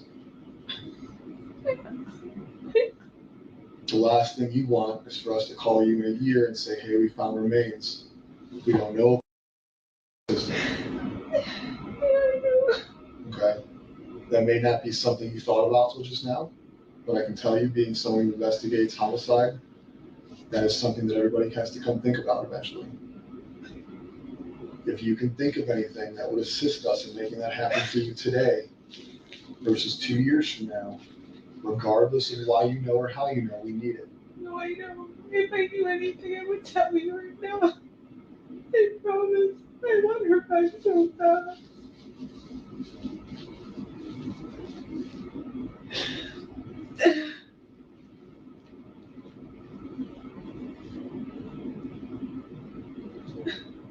I don't want to think about planning a funeral.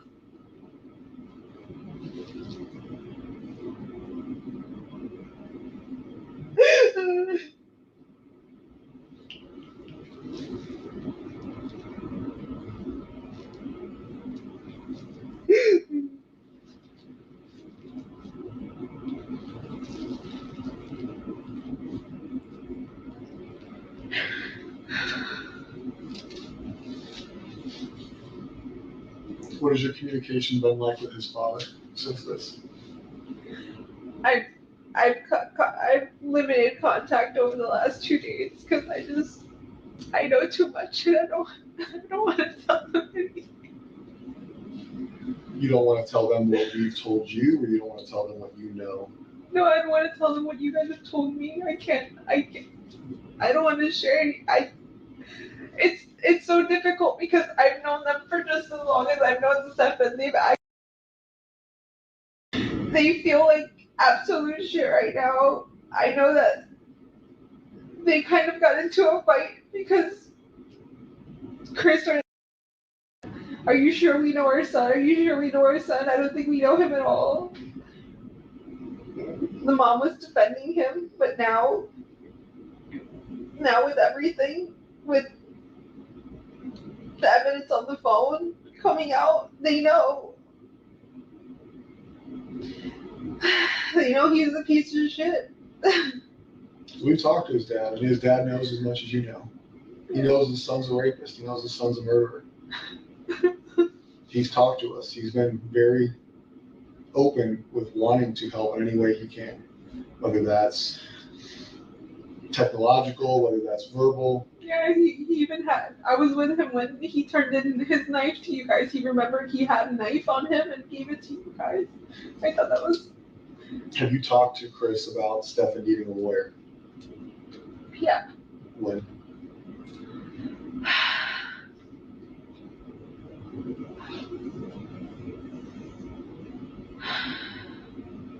I think when you guys showed me the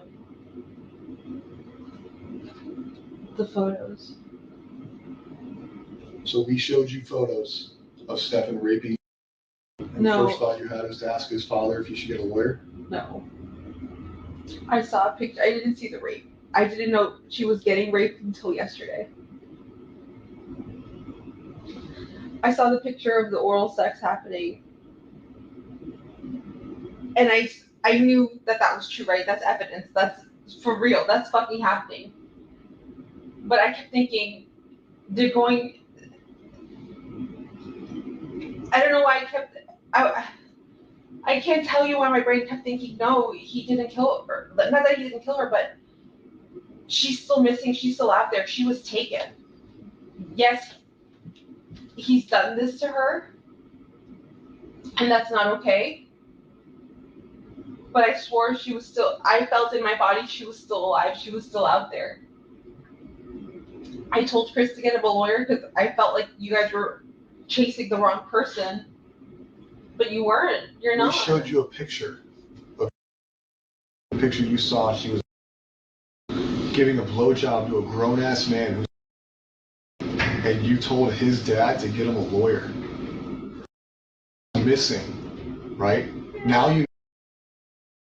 But then you just thought she was missing, and we were showing you our investigative lead being raped. A blowjob is rape. Not consensual. Whether she wants to do it or not, that is not consensual. And you prioritized him again.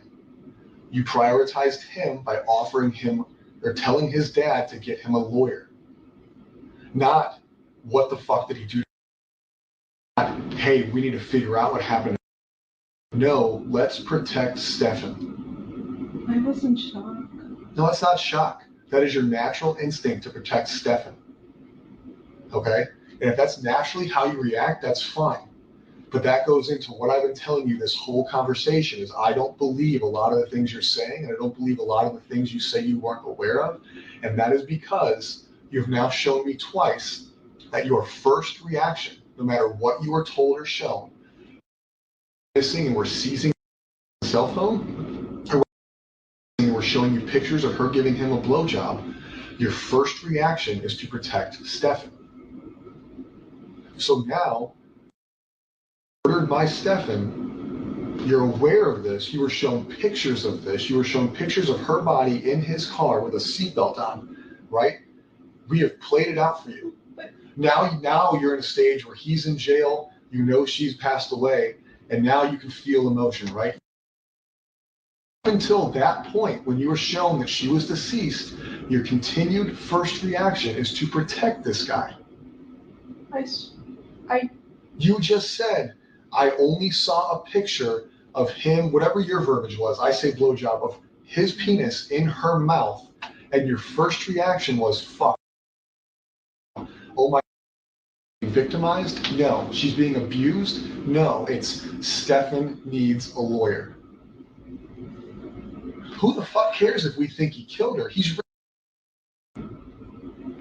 I don't know why I said that. But that's the problem. You don't know why. So the reaction in your mind is you are continuously protecting this guy. So why do I sit here and believe that you don't? Because right now you know Stefan killed her. You know Stefan's been raping her. You know without her body, can he be charged with murder? I don't know. Exactly. So you don't know what we can do. Do I think we can charge him with murder? It's not up to me. Should he be charged with murder? Yes. Please. Does your role in her life lead this to happen? I'll be honest. Yes. I know. Since she was a child, since her victimization started, it occurred under your roof and you acted like it didn't exist.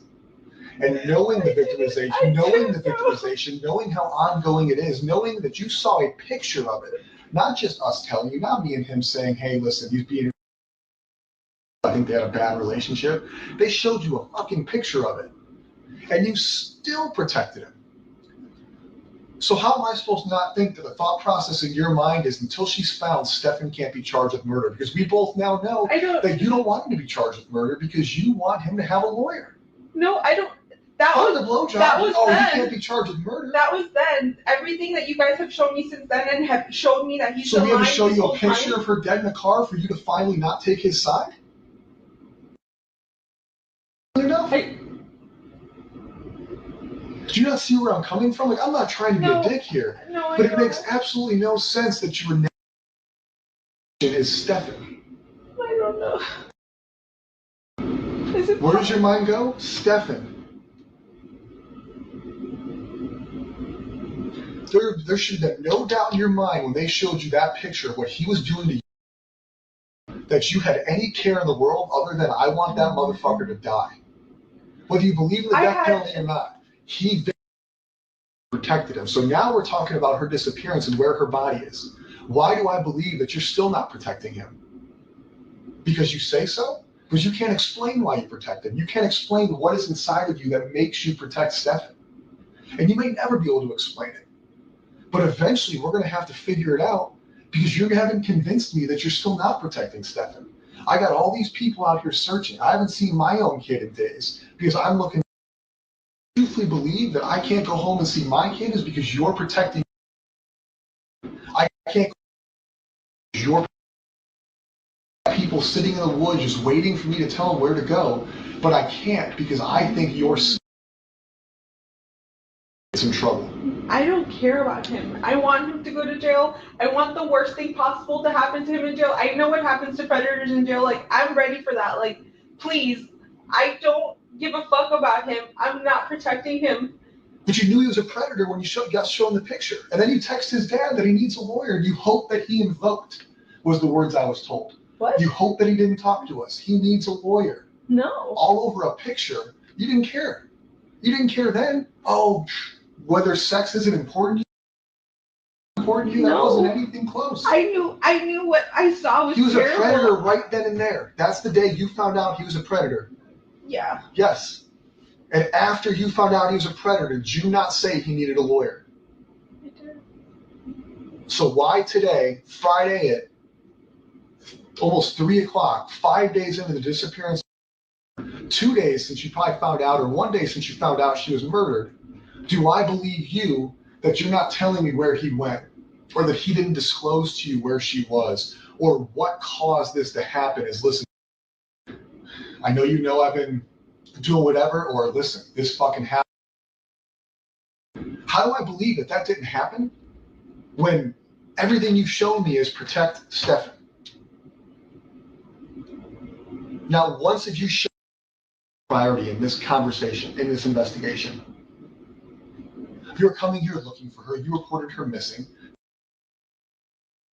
Trouble for not doing that. But outside of you reporting her missing, and I may be wrong, I haven't been involved in all aspects of it, but you have not shown me one bit that you prioritize her over him.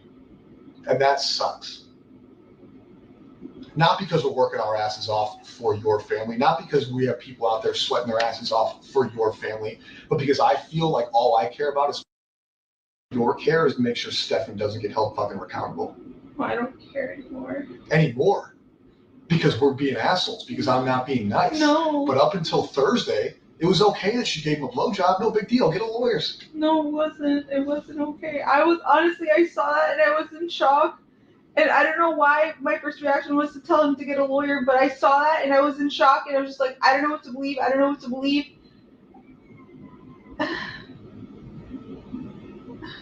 It's easy to believe it now. We showed you pictures of it. You can't deny it anymore. The sex was okay. The murder's not. At least that makes sense. No, that's okay. I want to know what it is. And not because I think you're a bad parent, not because I think you're a bad person. Dead or alive, she's missing. Her body is out there. Her body needs to be recovered so she can have a proper burial, a proper funeral. She needs to be laid to rest. Your family needs to be able to mourn her. And we need that information. That is life. That is not life of the law. That's not life of the sheriff's office. That is common decency. That is what she deserves. That is what you deserve. That is what your family deserves. But the longer that happens, the longer it takes us to find her, the less likely that's going to be for you guys. And I'm sorry if I'm wrong. I truly am.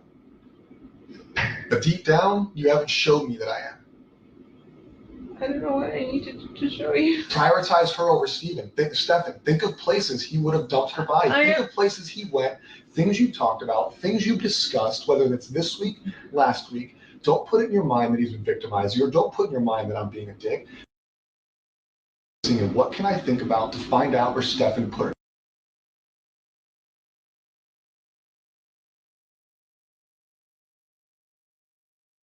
You know more about where he goes, what he's doing, or what he would do than you want to realize. That's natural, not because I'm telling you, but because that's natural. I have best friends. I know more about them.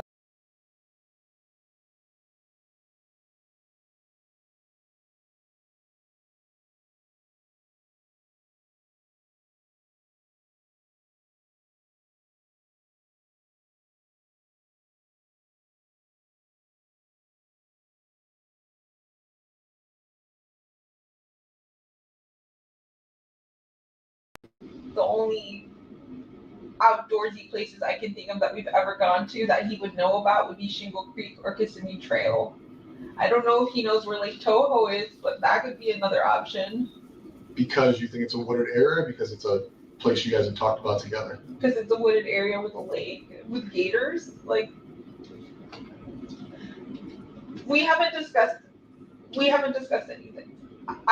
This topic, I never asked him if he directly. I never thought he could have. I always assumed the best in him.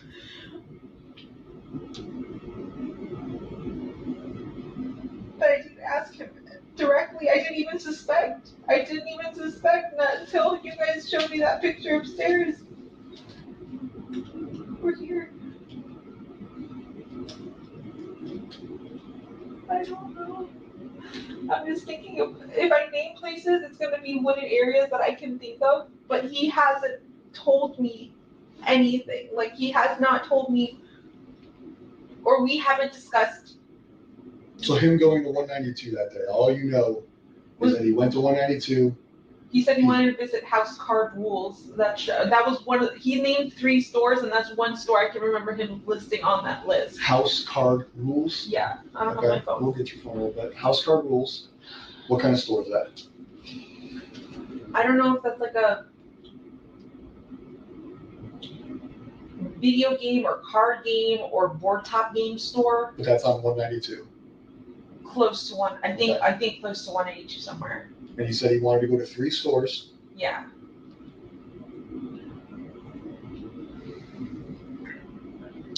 But he did tell me that I just don't remember which one. Are there woods in that area? Are you familiar with 192? No, not where these stores are. I have no idea. Other than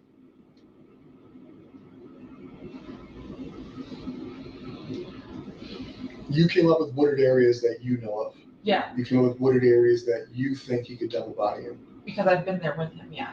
I need to know wooded areas where he travels.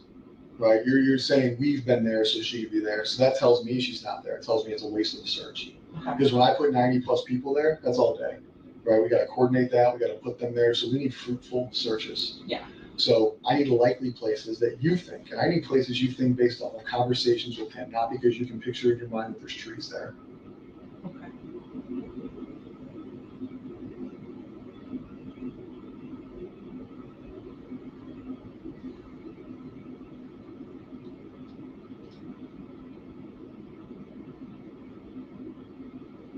There's no conversation I can think of where he's named interest in being anywhere near woods or it being along his way.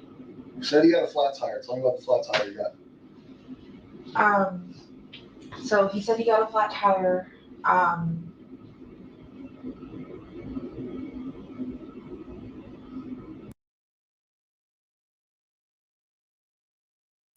guess my question is because and I'm writing down all of these locations that they're getting her to think of, right? I'm getting all these locations that they are trying to get her to think of, just in order for me to kind of determine, when Maddie's body was actually found. was it one of these places that she's mentioning?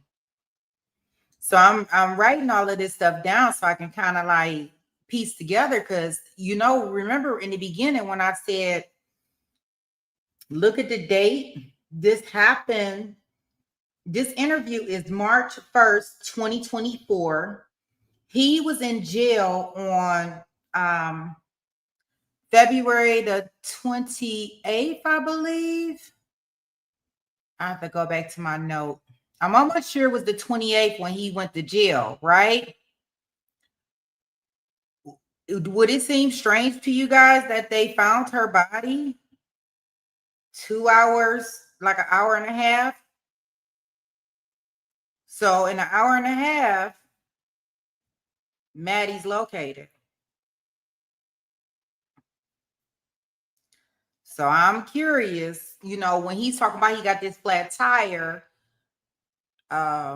whatever area he had the flat tire in, is it, was he making, it seems like he was planning like an excuse, not so much in regards to his time being away, but also in regards to maybe he was at that area where he was, dumping the body, and that's where he claimed that he got this flat tire that day.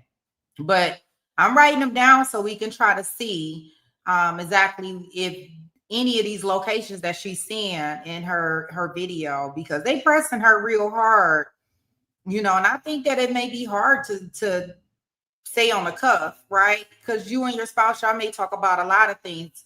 And I'm pretty sure he may have mentioned something that may have been woods or park or camping or whatever the case may be, right? They've been together for 5-6 years. So I think that, okay, Benny says it was a man who called it in and saw him pulled in by that area doing, okay. Okay, so I see what you put in there, Benny, but I heard something just a little bit different, but we'll see what we come up with. Yeah, I know it was at St. Cloud, but I heard the investigators found her, that they had an active search going on, and that's who found her. But we'll see. We'll see when we get to that part today. I'm gonna go ahead and finish playing the video. I'll be trying not to interrupt. Y'all let me know if I'm doing too much with interrupting. I'm trying to let it play only because I am engulfed in it and trying to get all the details and understand from her perspective. Because we're looking at different things and different people's opinions. I'm like, well, there's no way she couldn't have had nothing to do with this, right? But now after looking at this video, and I understand what the investigators are trying to do. Like, I don't think you were sincere. I don't think, in your initial thing, you were being sincere about anything. Would you say they did find the body once they went out? Right. They did find it, right?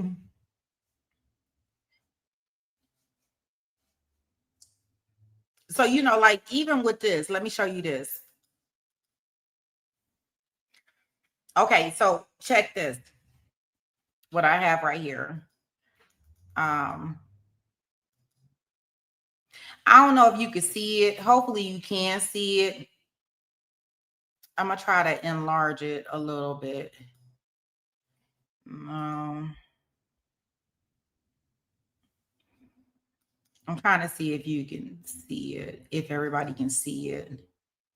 But either way, I'll read it to you. So this is her statement. And I don't know if y'all caught this when the investigator, when they was asking her about her statements changing. And she stated that she saw.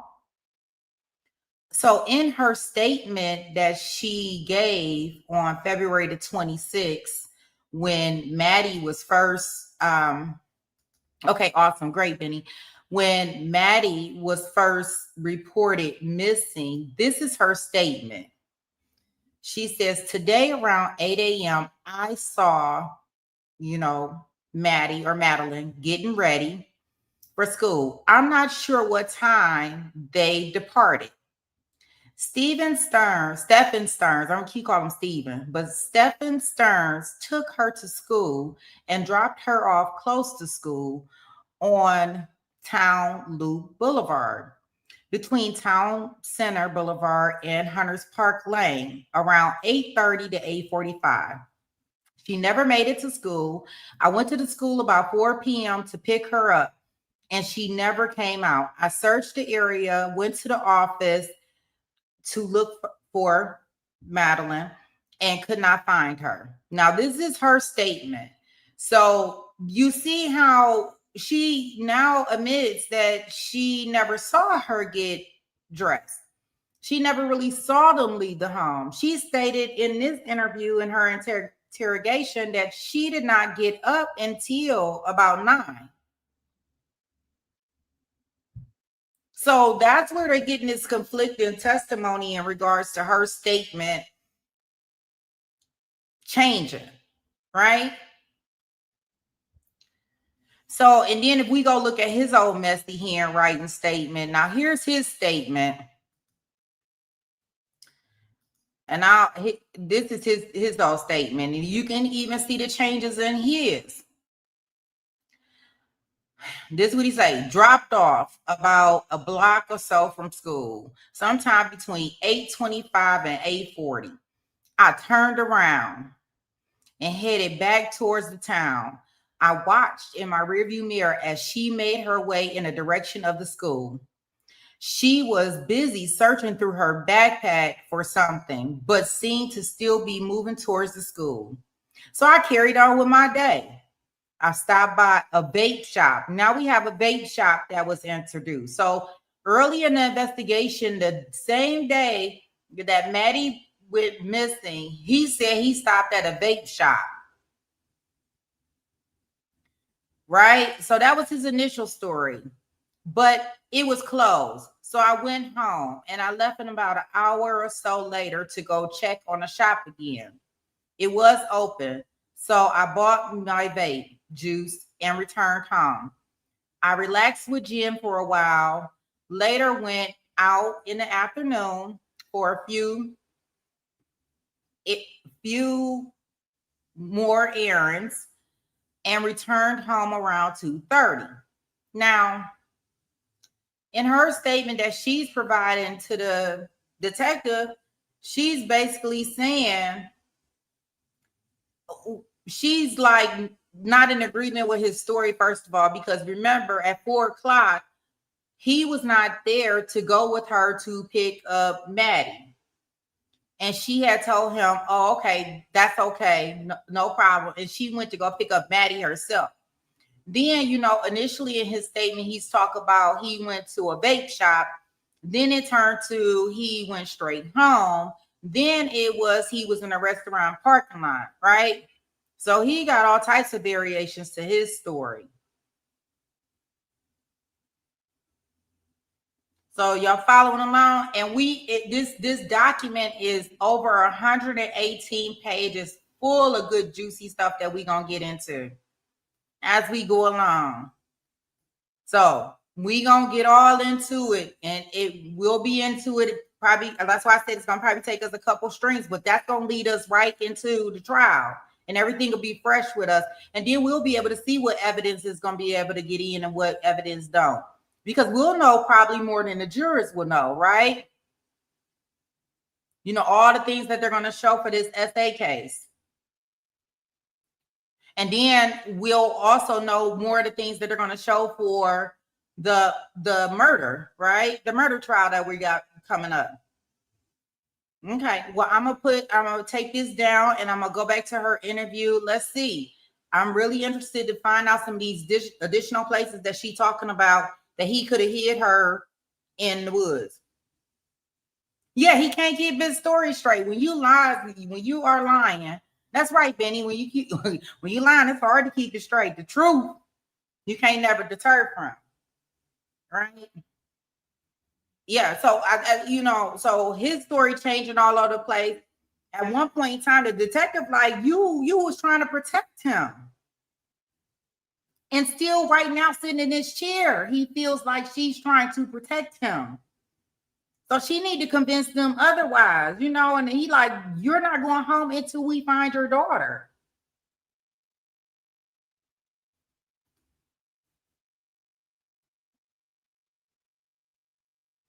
Okay, I'm gonna finish playing so we can finish listening to the video. Y'all listen out for any key places in regards to these spots that she's saying that he might have or he could have, you know, told her about. And I want to see hearts in the chat for Maddie. We got a young life that was lost, and our contribution and our paying our respect throughout our streams. That when we're talking about Maddie, we are going to be putting purple hearts in the chat in order to support Maddie and her family, regardless of her mom is still her mom. Even though I definitely think she made some poor choices, right? There's no way that she should have let that inappropriate relationship go down like that up under her nose. It's just no way. And you're not going to convince me that all three of them should be sleeping in the bed. And I think she even mentioned that sometimes he would come to bed with his boxers on. And if anybody knows, men have their morning, excitement. Let's call it excitement. So if he has morning excitement and the little girl's right there, she can even see it. Like, how really? Like, he's not even supposed to come out of the room until he get that all the way together, right? But she's telling me she's admitting that they all sleeping in the same bed and she didn't have a problem with it. And we talking about a 12, 13-year-old girl. So it's really concerning. I just hate that she gave her daughter over on a silver platter. And it was probably all just to keep this bum around, right? But we shall see. All right, guys.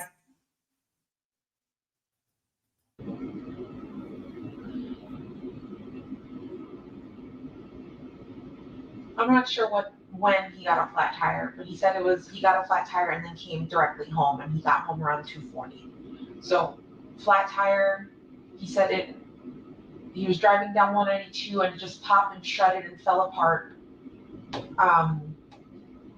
And he pulled over into a plaza and changed the tire for the first time in a very long time, and said he hurt himself doing it. The frame of the car, something came down on his finger. All his lies, I don't care, but I want to know what you question him. And if y'all notice, like, he had more excuses than the person that was going to jail, right? He definitely shows that tendency, right?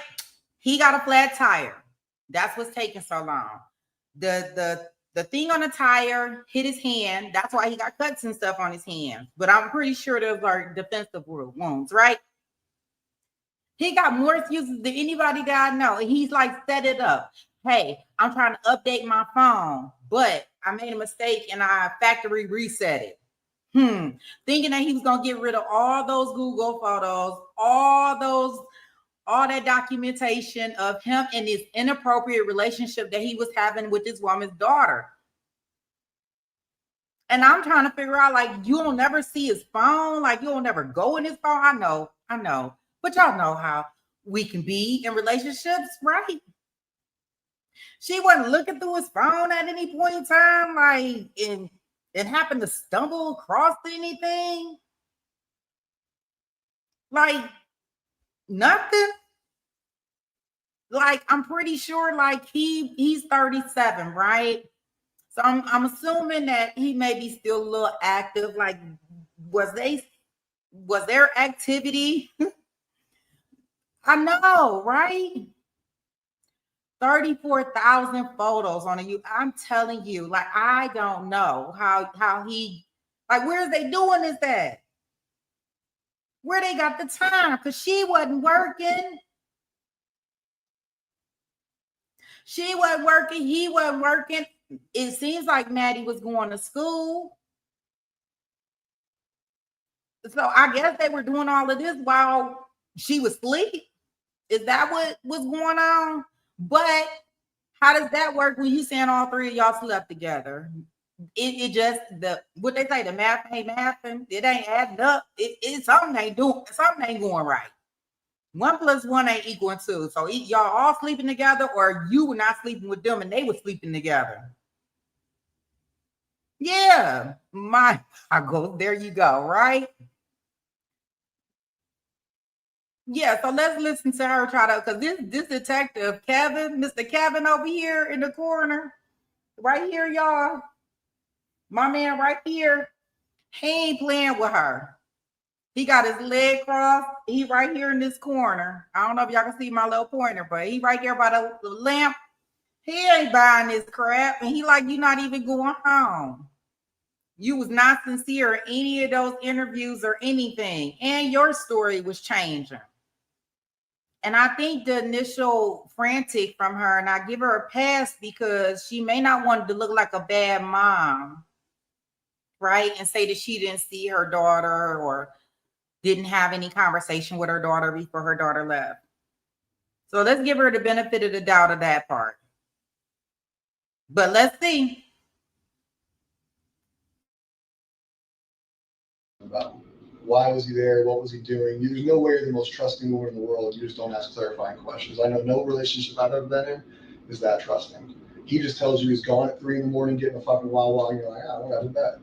Same thing with this. It's like, oh, I got a flat tire, was here. Why is he at these places? Do you not question him? Why were you on 192? Why did you dip out at 3 a.m. with my car? I didn't know he this, did that. this is 2 times you went to 192. You went to 192 the day she disappeared, right? He's roaming, looking for her south of where she went missing, because supposedly she went missing. And 192 is south of where that is. And I not very likely that that's the route she went on foot or abducted, and that him driving around is somehow going to locate her. And he did tell. I did question that. I was like, when I asked him where he's searching, he said 182. I said, why? That's nowhere where she would be. And he didn't give me a clear answer, and I don't know why I didn't push it. I just thought he was being stupid and oblivious, because I don't see him as the smartest man. Like, I don't. I let him do what he does,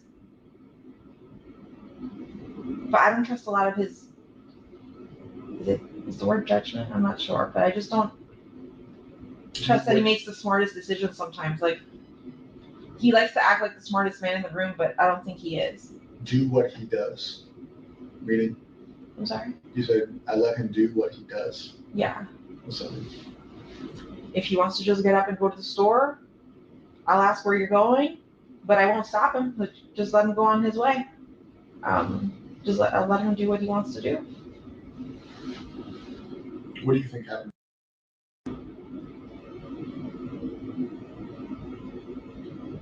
Monday to now. You know she's deceased. We showed you pictures that she's deceased. We know that she was probably deceased Sunday into Monday. We didn't see her Monday morning. I still don't want to believe she's deceased. I know you showed me pictures, but for the purpose of this conversation, I need you to believe it, because I need you to figure it out. I need you to tell me what you think happened to her. I think he killed her that night. How? I don't know. Could it be possible that he drugged her? Could he have choked her? I just don't know how you kill someone and don't leave a mess or don't leave evidence, or I mean, was there a mess? Was there evidence? I haven't gone upstairs. I don't know what you guys. I barely went into the house today, so I don't know what. I need to know what you think happened. I think he killed her. How? You mentioned drugged her. You mentioned other things. Explain your reasoning behind those assumptions, and we'll move forward day by day. So he had access to benzos and I think Lunesta. What are those? I'm not familiar with that. Benzodiazepines are anxiety medications which relax you and can make you sleepy. Okay.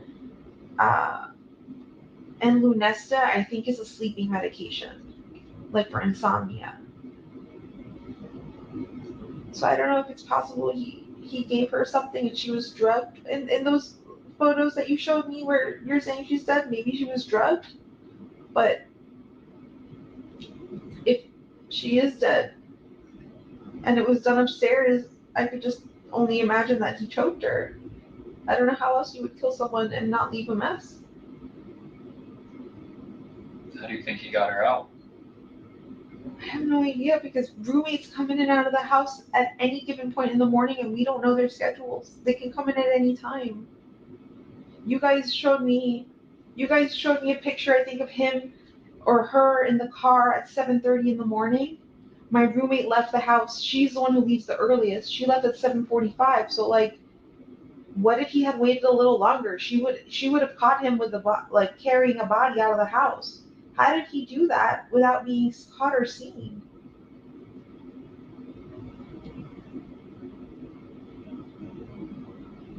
That's what I don't understand, because like, did you guys check and see if any of my neighbors have Ring cameras? Any? Nothing? I don't know what data we've gotten from them, but at this point, I need to know what you think happened to her. I don't need you to ask us what we found. Okay. What we found has happened. I need you to come up in your words, in your mind, what do you think happened that night into Monday, because we do not know. I don't know if her murder occurred Sunday or Monday. All we know is that when you went to bed, they went to bed together, and she's no longer here. So I need to know what you think happened to her, how he got her out of the house, where he went, how he got her into the car, what is your thought on what happened. I think she was killed Sunday night into Monday morning.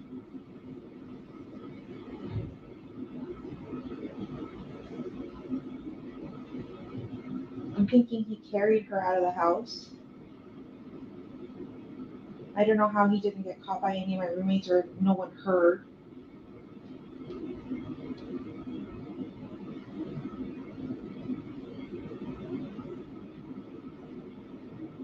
You're saying he drove all around town.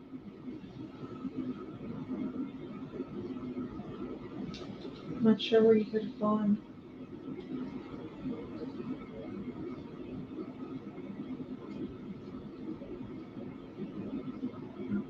And then him coming home and leaving, and coming home and leaving, what do you think? Knowing that he killed her. That's suspicious as fuck. It is suspicious as fuck, but if you're writing a book, what do you write? Let's say this is a fiction novel, right? You're now aware that he killed her, so now you can piece together a story of what happened, right? You don't know the story because you're not him, and you tell me he hasn't told you, so it's not real. So you're telling me what you think. Yeah. Right? We know he killed her. We know he drove out of there Monday morning. We know he discarded her backpack in the trash dumpster. We know he discarded her laptop and one shoe, right? So all her property was discarded to look like she's gone. That way he doesn't have evidence with him. They leave. You've been told that they drove around Orange County, Osceola County, wherever it was. We've pieced that together throughout the week, all right? He's told you where, at least in his version of where he was and what he was doing, right? But then you have all these suspicious times of when he's left and come back and he's gone here and gone there. So what do you think he was doing on all these suspicious times? He's roaming 192. What do you think? Knowing what you know now we can play. You know she's dead. You know that we've given you information. What do you think, knowing what you know, he was doing at 192? He was doing here. He was doing here. He was doing in Northport. What do you think?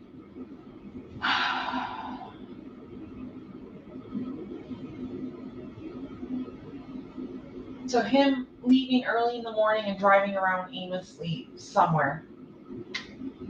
I feel like he stashed the body at that time. When he came back and then left again. But see, it's daytime. Like, how could you move a body or move something in daytime and not be seen? But like, I feel like he went back to check to make sure he did a good job, or to move the body again. I don't know.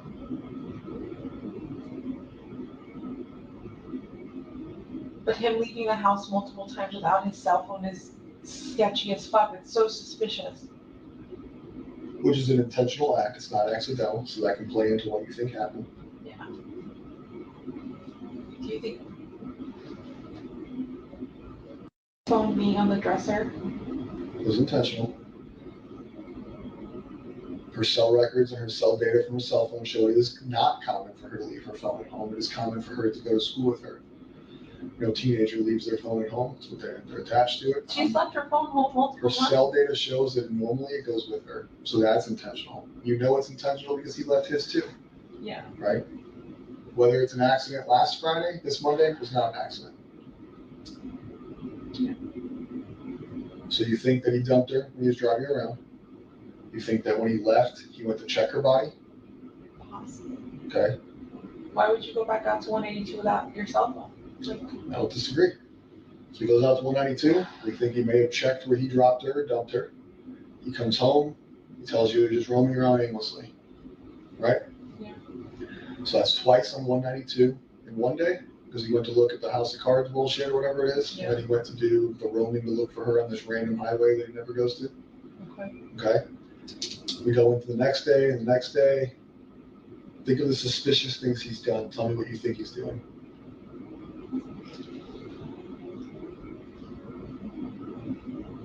Him grabbing my phone and trying to log into his emails, that seems kind of suspicious. What was he trying to see? What was he trying to do?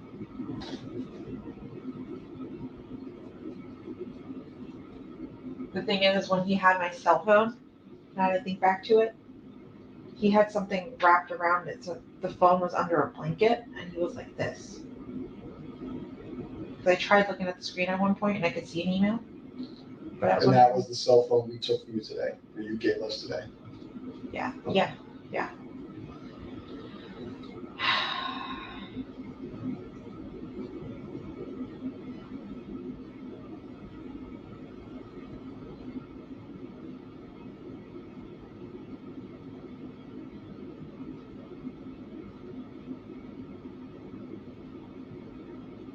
Can you guys tell me if this is true? Because I recall a family member telling me something, like my sister.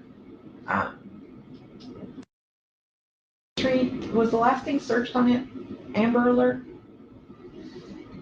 Her cell phone has Amber Alert searches in it, but I looked through her cell phone last night. I do believe that she may have been clicking on links for Amber Alerts that came through. I don't think she was actually searching them. Okay. They could have just been links she clicked on. Okay. Because I wasn't sure if that was him Googling on her phone about Amber Alerts or if that was her. That we will never know. He is not obviously cooperating. Can you guys explain what happened yesterday? Before that, I need you to continue going with. Yeah. Where are we at? Suspicious utilization of your phone.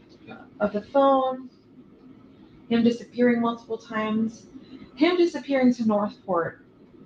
What the hell was he doing? That is suspicious. I mean, now that I know that that's where he went, that is suspicious as all fuck. Why did he go to a storage unit facility? What was he grabbing? What was he trying to dispose of?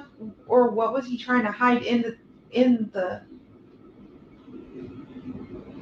that to me is suspicious.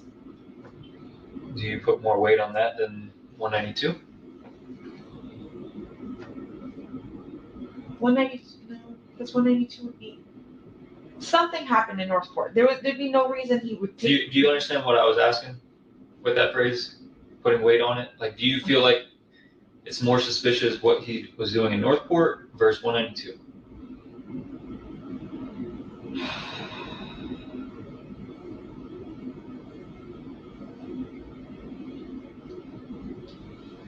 I don't know which one's I don't know which one is more suspicious to me. They both. 192 seems to me like the easiest place he could have dumped her or like figured out where to put her. Unless she was in my trunk the whole time and he went to Northport. The trunk of your car? Yeah. Didn't you drive your car at some point? I Did you did. guys sit in your car at some point? I did. So that's what I'm saying. Like I would have probably smelled something, but I didn't. So I'm just trying to think. Like, did he stash a body in Northport? No, I don't think so. He was probably hiding something or destroying something. So I guess 192 would probably be the most important right now.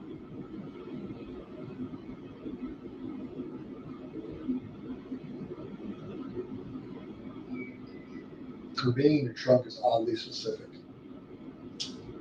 only reason I say that is because from what you guys have told me, he went directly from the hotel to Northport. I don't think he made any stops anywhere in Kissimmee or anything first and then went to Northport. All we know is what we can piece together through accessible cameras and data. So his movements, his driving patterns, his actions, we can only 100% say what they are if they're on camera. Okay. So we can say he went to Northport because the car was in Northport. Where he stopped, where he went in between, that cannot be factual.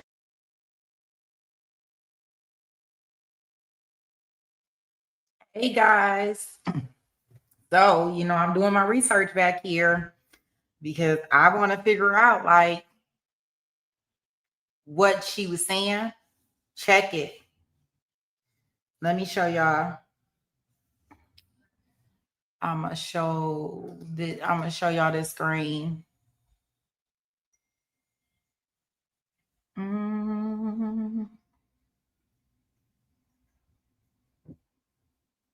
Let me show. I'm gonna remove this one real quick, and then I'm gonna show this other one to y'all.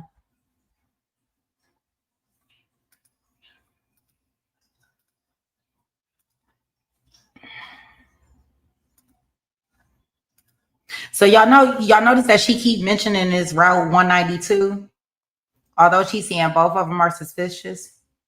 Now remember, they saying kiss me, right? And she was found in St. Cloud. So it says that the U.S. Route 192 is an east highway in Central Florida that runs through both St. Cloud and Kissimmee. It begins in Four Corners. Check it. So when she was saying it, the 192 seemed suspicious. In that other place, I can't remember what other place she was saying, but I figured I would look up the 192 first to kind of see exactly what we had here.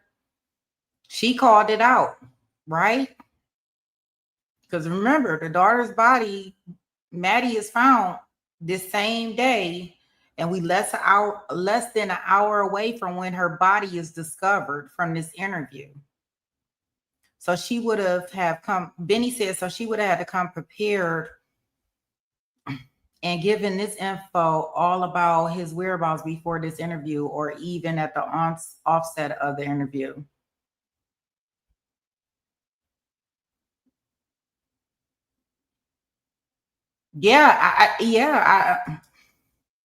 It sound like, because she was like, when they keep pressing her about places that he would have went to dump this body or areas that he would have went, she's saying the 192, or they're presenting the 192 to her, and she's like, yeah, I believe that's very suspicious, right?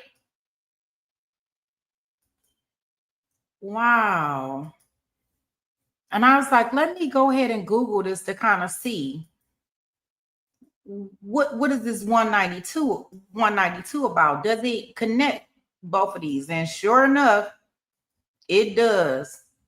So we know how this happened. Let's see what they say about if they say anything more about this 192. From us, if we don't have a camera, it could just be an assumption, which is why I want your assumption, because you know him, I don't.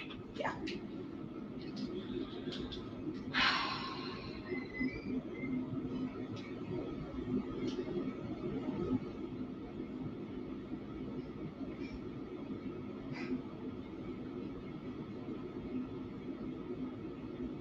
If I fell asleep at 3:30, 4 o'clock in the morning,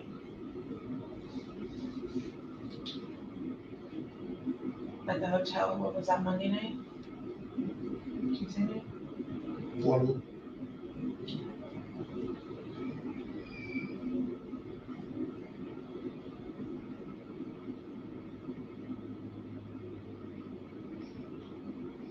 I was trying to think, like,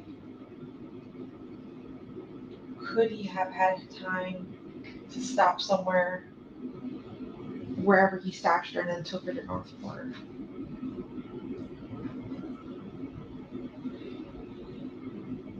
I think he had time.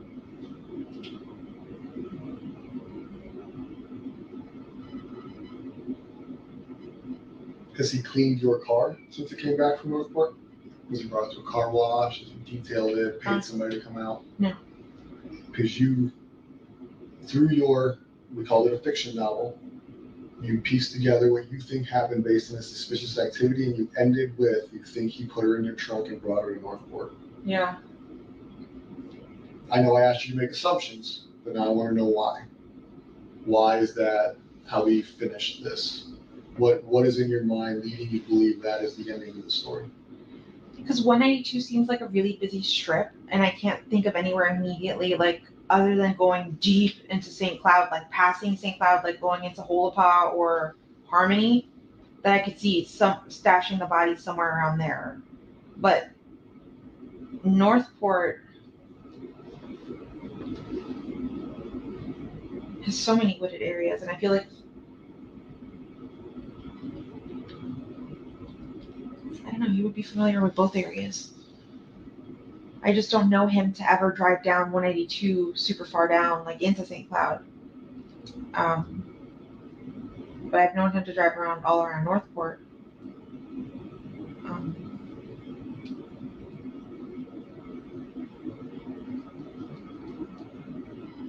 But see, I don't want to say anything and like lead you guys down to Northport to do a search and nothing's there. I'm just We're gonna thinking, go everywhere. You're searching woods right now where she's not. okay. I just want to be like, I know you guys are like looking at me for the details, but I'm like, I don't want to send you on a wild goose chase. You know him better than us. You gotta really think.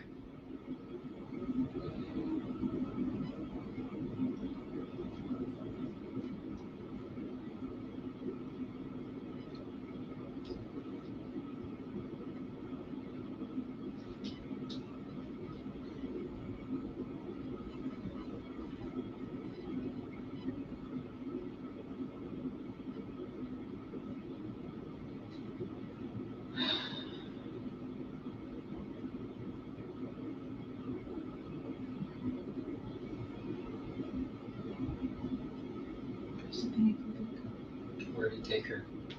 I'm going blank. I have no idea. I feel like you're becoming emotional right now. I feel like you want to tell us. No, if I knew what to tell you, I would tell you. If I had the truth, I would tell you. I don't know anything. Jennifer, where do you think you took her?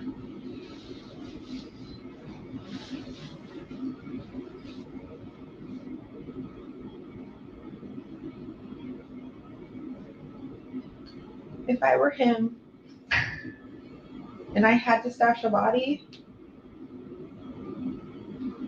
but I would never do this.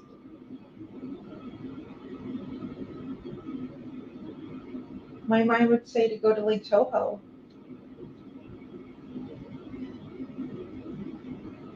There's a lot of woods there. There's a lot of gators.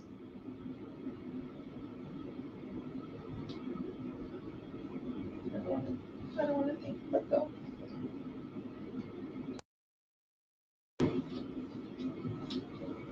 No, I know. I just don't want to think about it getting hit by gators.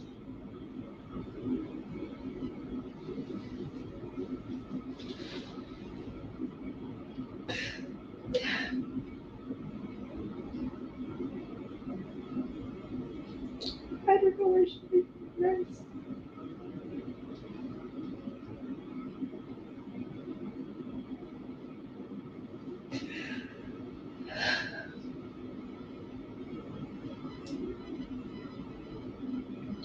Like I told you, it's going to come to a point where we will.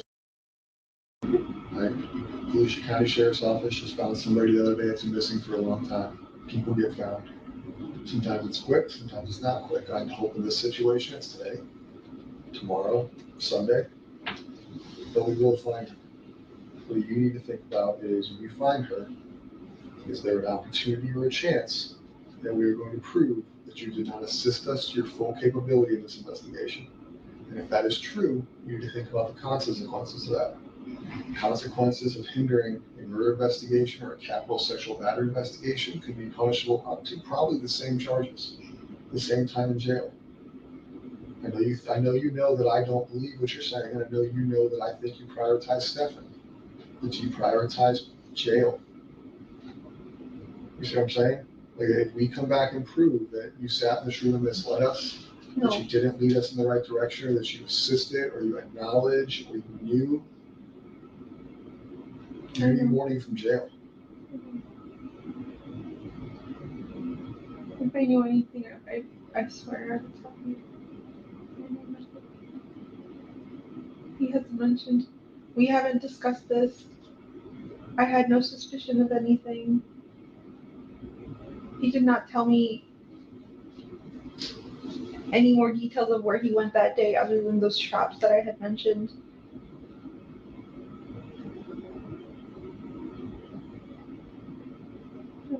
I'm giving you my truth.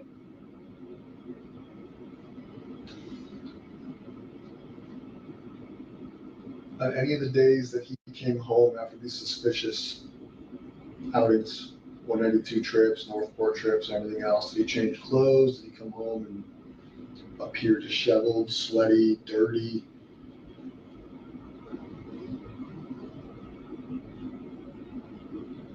I don't believe he showered. He didn't bring that many changes of clothes with him, so I know he's repeated his outfit over and over.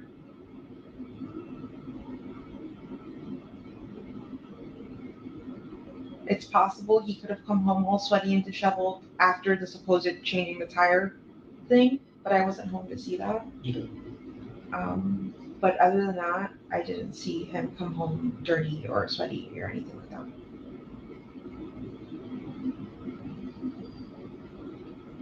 Did he do anything he normally doesn't do within the house around you?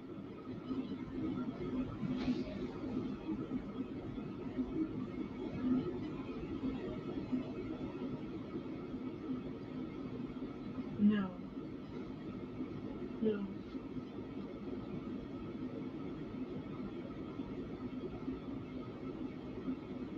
He was acting very normal, sitting on the computer chair, chatting away with me, talking about not resetting his phone, updating his phone.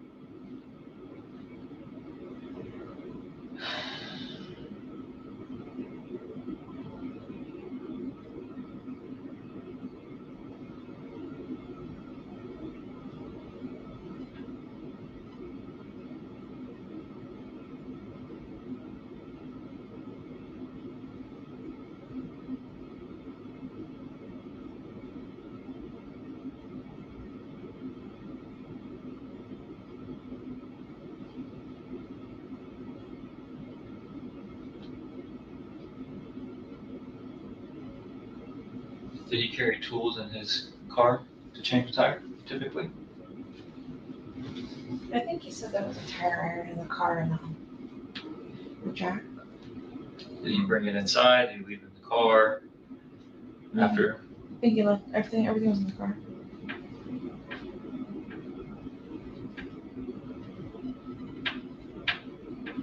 Did you ever go look at his car? To verify that he changed his tire? I don't think I did. Never dawned on you to go double check. Except by the time he would have got back from the tire, you were gone, right?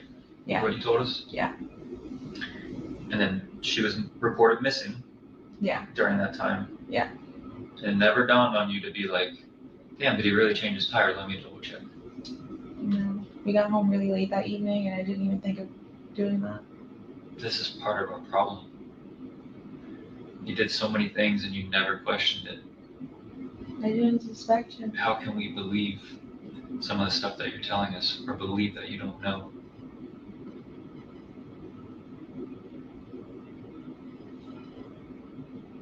I don't know how to say. I mean, I guess I'm stupid and gullible and very trustworthy, but I didn't think he'd be the type to do anything like this. I didn't doubt. But you knew he was vindictive. You described him as not trustworthy with his family. You described instances where you document where he was lying to his family, lying to you, lying to others. Lying to his family, yes, but lying to me. You discussed that he wasn't that good of a person. You had to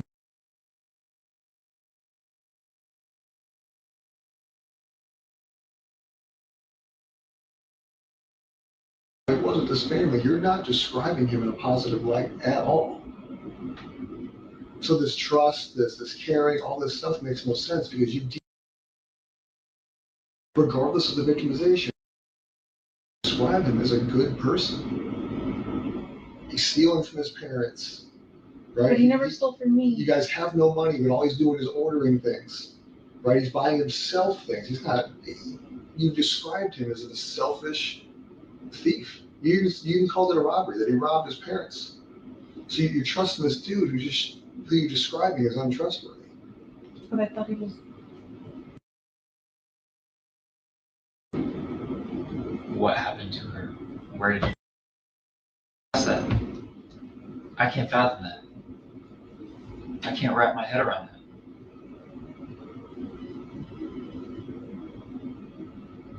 I think I only asked him if he took her to school. When I called him and told him to come to the office, I asked him if you dropped her off at school, right? Because she never made it. And he said, yeah. And I was like, she never made it. Where did you drop her off? You guys sat in your car Tuesday night when I was out there. I was out there at least 4 hours. Just you two in that car. Yeah. You can't tell me you guys did not have any conversations about this. There's no way. A reasonable person would have been questioning him. You were the last person with her. What the hell happened this morning? You never did that in that car. No, I didn't.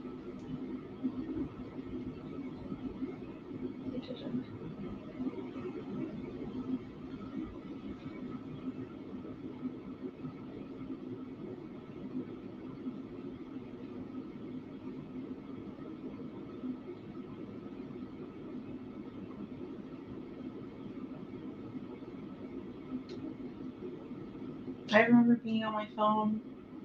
He was on my phone for a little bit. I know I was medicated and I was just zoning out. I wasn't thinking anything of anything. I never asked him. Just asking him that one time to me was, if he took her to school, that was enough answer for me. I don't know. I just wanted to think.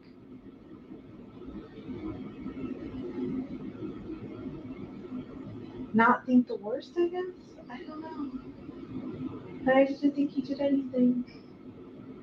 Now I know. But then I didn't. I was still believing everything he was telling me.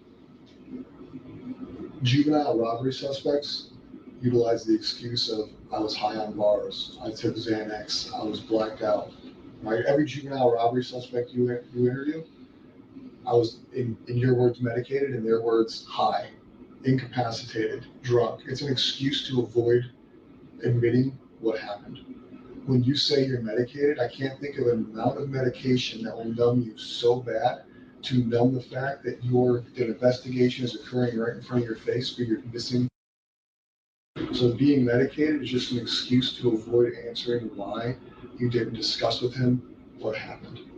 It minimizes your guys' interaction by saying you were not fully coherent with her. Person I know who can sit in a car and watch a bunch of detectives and crime scene investigators and everybody else search her house, seize her house, and be so numb that somehow is not ringing bells, is not overcoming the power of this little medication. There's no way. The human body will overcome that in a big situation. You didn't take enough medication to numb you of the reality of what was occurring. I mean, there's no way. Unless you were fully incapacitated, there's no way you were so numb that everything he described to you, everything I described to you was not in the forefront of your mind. You weren't numb. Just like these robbery kids weren't blacked out. They weren't high enough to not remember the robbery. They just don't want to talk about it. No, it wasn't clicking. It didn't click to me. Like you guys telling me like it wasn't as obvious, like this and that. I still believed the story he had told me, that when we were sitting in the car, I still fully believed everything he had told me. I didn't doubt him. I really thought you guys were going after the wrong guy. I'm like, they're wasting time. the real suspect is out there. She's being sex trafficked. That was my biggest fear, is that she was being sex trafficked. I didn't think that she would actually be dead. But she thought enough to get him a lawyer. I really thought you guys were going after the wrong guy. At that point, from the jump, we've been trying to find her.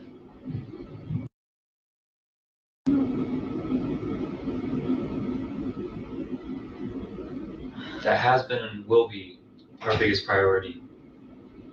Him getting arrested for victimizing her was an accident. Then we discovered that she was a victim because we took his phone. And I'm like so happy that happened, because if not, this would have continued to keep happening. Well, it wouldn't have, because he killed her on Monday. I don't know if she had been found. I don't know why.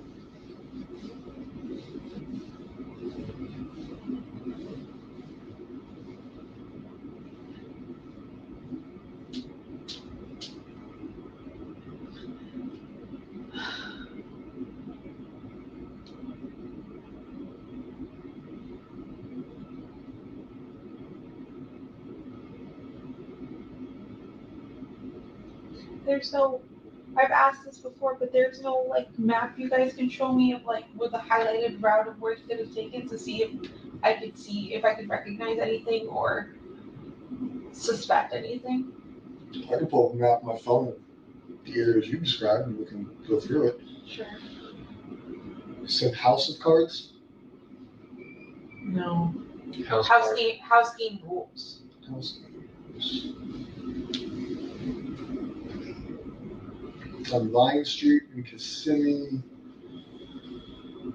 by Oak Tree.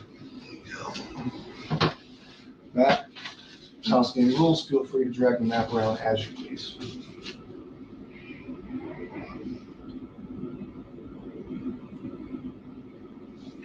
That's all of it. Oh my god. And realistically, Florida has a lot of wetlands, so anything you see that's green may not necessarily be wooded, is maybe a rule, but we're looking more for where you think based off of his route, not necessarily just like the green parts of the map. Yeah.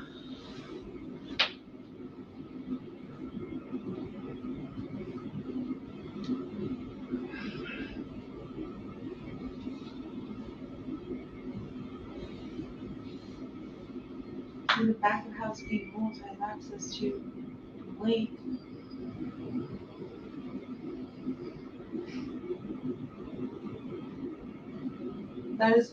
That is the one shop I can remember him specifically naming that he was going to that Monday. He said House game rules. Did he make it there? I don't know.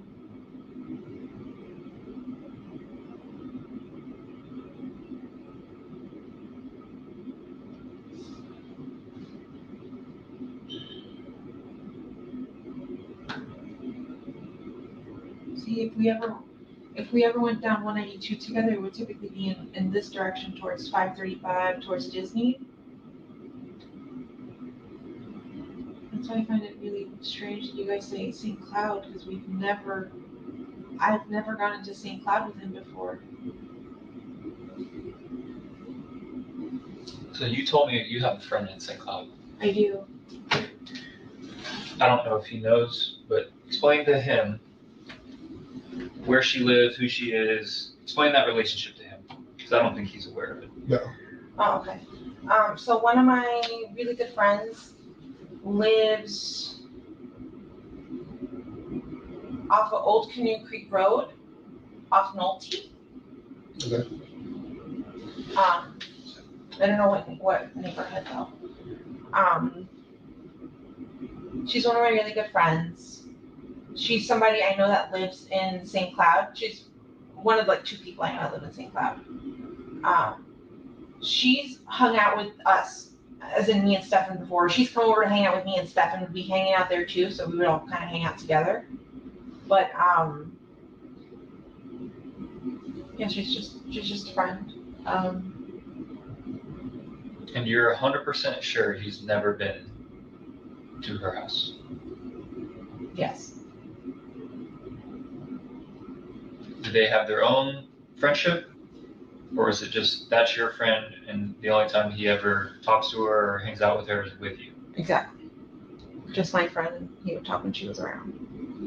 And you just told me about the second person in St. Cloud. Who is that?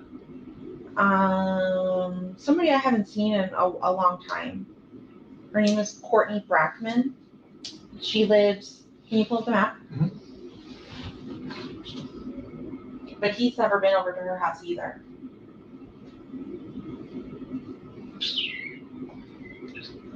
Search.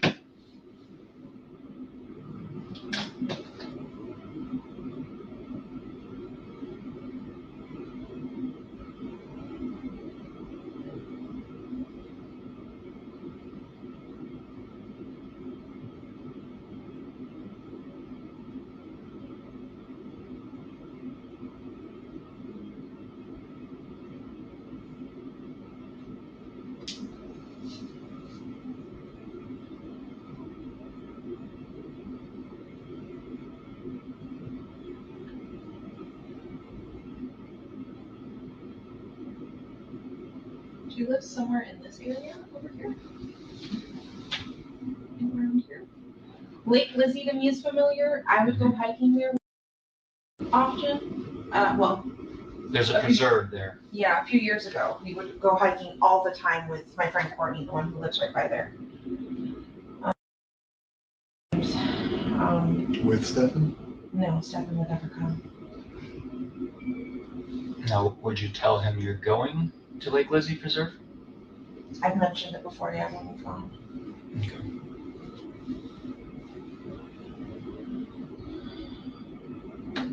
When we talked about St. Cloud and, he had asked for your top 5 places, why did this ever cross your mind? Lake Lizzie? Any of these places in St. Cloud that you're familiar with? I mentioned them the first time St. Cloud was brought up. I mentioned my 2 friends that live there. And then, I don't know if I ever mentioned Lake Lizzie. Not sure. Do you know if Lake Lizzie was special? She did enjoy going out there. Was she verbal about that? Like, did she make that known to you guys? She always told me that if we were to go hiking out there to let her know, because I've gone hiking without her. I want to go. But it's been a really long time since I've done a hike down Lake Lizzie with her. Okay. That's been at least 2 years.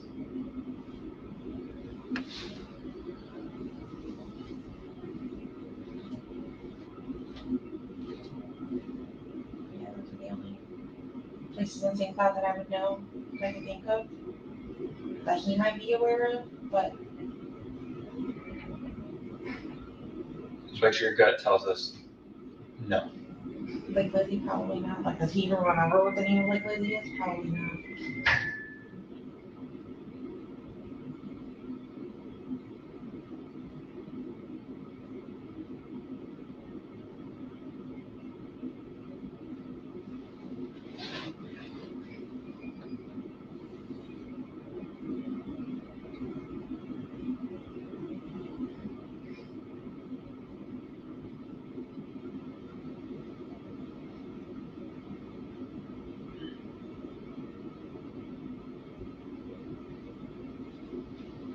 Jen, is it okay if I look up password rules again? Yes.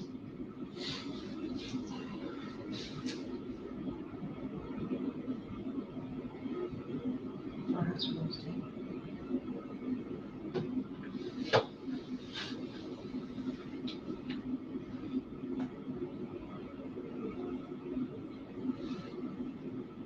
Is he into video games?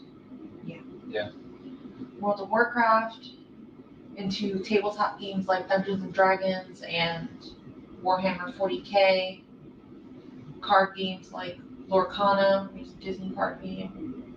That's what he told me he was going to go do Monday. He was going to go look for Lorcana cards, and that's why he was going to go to House Rules Gaming. He was just going to make a few stops, and I said, why are you doing that? Why are you wasting time when we don't have money. Like, you don't have money to spend. He's like, oh, I'm just browsing. I just want to look. I want to see what they have available. That's all he said. Every time I did question him, he always had an answer.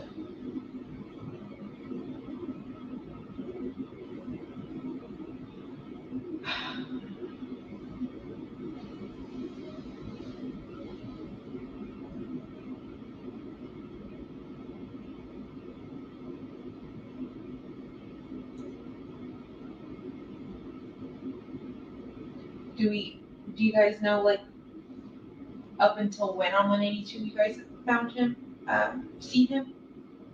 Like, how far down? We just know it's St. Cloud.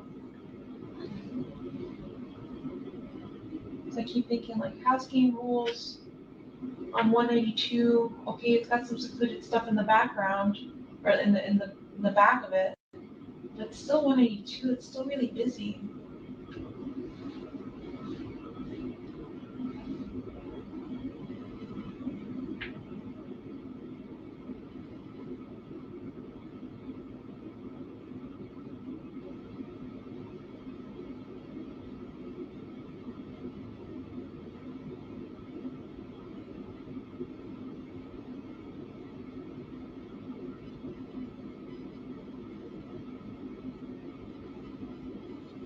And it's all really busy till you pass St. Cloud.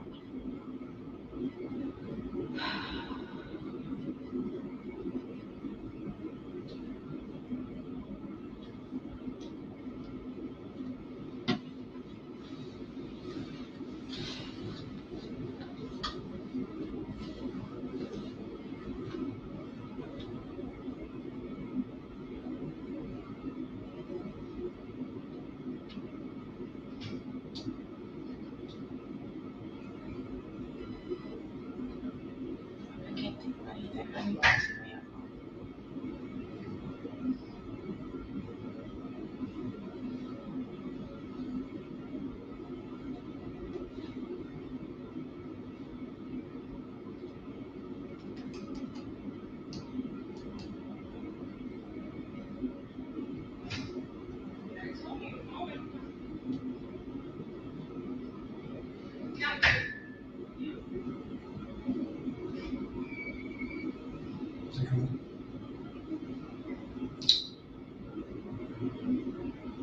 So right now, I'm pretty sure you're still doing your phone. I think, how'd you get here? You're driven here? I was driven here, but my dad followed behind. I think you guys said my car might be ready. We'll verify that in a moment. The investigation is still going. Yeah. Right, Stefan also is not in charge of murder. Right, just a He's sexual not, or battery. he is? He has not been. Oh. He's just been charged with sexual battery. I have a couple questions for you that are going to be on record. They're going to be official. I need you to answer truthfully. Because if they determine that you did answer not truthfully, you can be held accountable for it. Make sense? Yeah. Raise your right hand. Do you swear that everything we talked about today in this interview is true and correct? Yes. Did you lie to me or the detective at any time? No. Okay. Do you currently know, or have you ever been aware of where his body has been since Monday? No. Did you have any? Were you aware at any time, whether it be the most recent instance or the first instance, victimization sexually by Stefan? Okay. At this time, you do not know where Stefan went on 192? I don't. You do not know where he went in Northport? I do not. And you have at no time this week in any conversations with Stefan where he disclosed what he did? No. Okay. The story that we talked about of what at one point we discussed that she could potentially have been in a trunk on the way to Northport. Yeah. Is that information you know to be true or an assumption? An assumption. Okay. Do you have any questions for us before we go check on the phone in the car? We may not be able to answer everything, but if you have questions, we can see if we can answer those questions.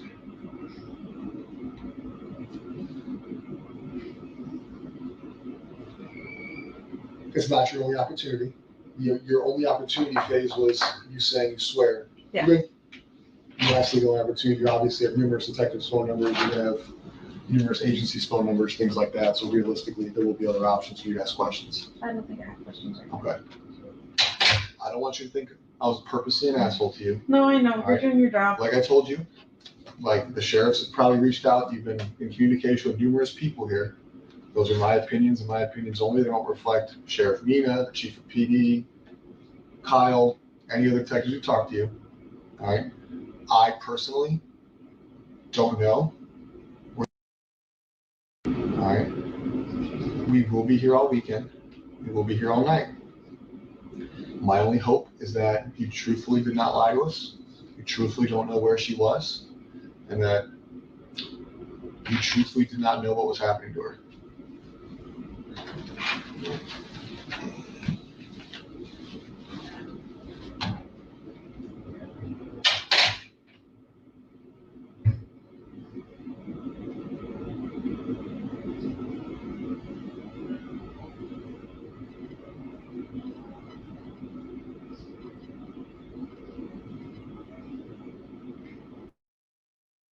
Wow.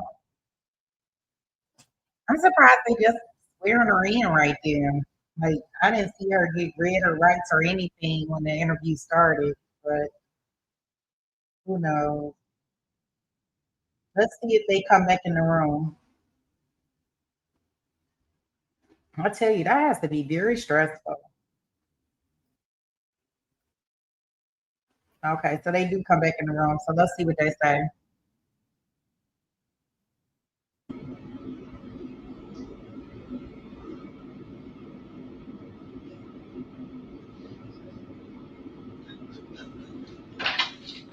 So here's where we're at right now. Your car is obviously going to be released to you, the Nissan. It requires us to do some paperwork because we did log it into our system. So now that it's in our system, we got to release it properly to you, which is no big deal. It'll take a couple minutes. Because of the high profile. All right, I know you said we can download your phone, and I do appreciate your cooperation with that. But because the same way we did with Stefan and every other phone and digital device we've seized, they're making us write a search warrant on it, which really doesn't affect you too much. The search warrant is a legal thing. It's not a you thing. It's not a trust thing. But with that, it takes a little bit longer. Yeah. All right, so I can release your car to you right now. We can go facilitate that downstairs. I cannot make you a promise that that phone will be downloaded by the time your car's ready. What I can promise you is at the moment it is downloaded, if you have left from here, I will bring it to you. You're staying with your sister still? Does anybody have your sister's phone number that we can make sure we can communicate with you on? Yeah. My dad is downstairs, I think, waiting for me, so I can give you my dad's number since he'll be Whatever with me. phone numbers we can have, just to make sure that if we are unable to give you the phone back today, that way if we are unable to give you the phone back, we at least are able to contact you, and we want to make sure you have a phone to contact us if something arises, you know what I mean? Yeah, no, for sure. Okay, guys. So that wraps up Jennifer, the mom's interrogation. Please tell me what stood out to you. What was strange? What red flags did you have? I know my immediate red flag is they shouldn't be sleeping together. She should have never thought that that was okay. The things that she was just oblivious to, like it seemed like she was very, very naive, very, very trustworthy. Like even with the detectives, you could tell like they can pressure her into creating scenarios. Like she just literally, from what we know, right? Hindsight is 2020. From what we know happened to Maddie, right? She like laid it all out. Like, and there's just no way possible that they would have been able to get me to do any of that. But that's just me. So I think the red flags that I got from this, and of course, these statements, they could be, they used in court. So when these statements provide fear and inconsistent statements and things like that, like they look at that, they looking at your how your body language is, like how you're crying and not crying. Because there were different moments where I just don't think I would be calm in the interview at all. Like, after they would have told me that they thought that my child was unalive, and everybody reacts differently. But after they would have told me that, there would have been nothing else that we could have talked about, right? I would have been so distraught and so devastated.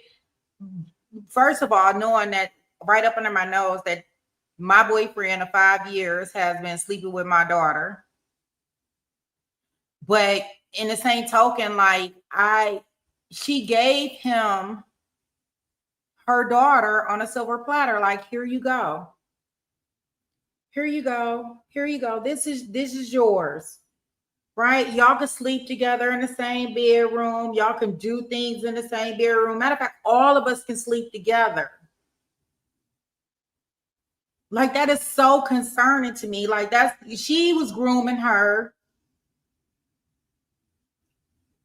and not even knowing. And she states that she was so protective and looking at everything that her daughter was doing, but in the same token, she was setting this all in motion.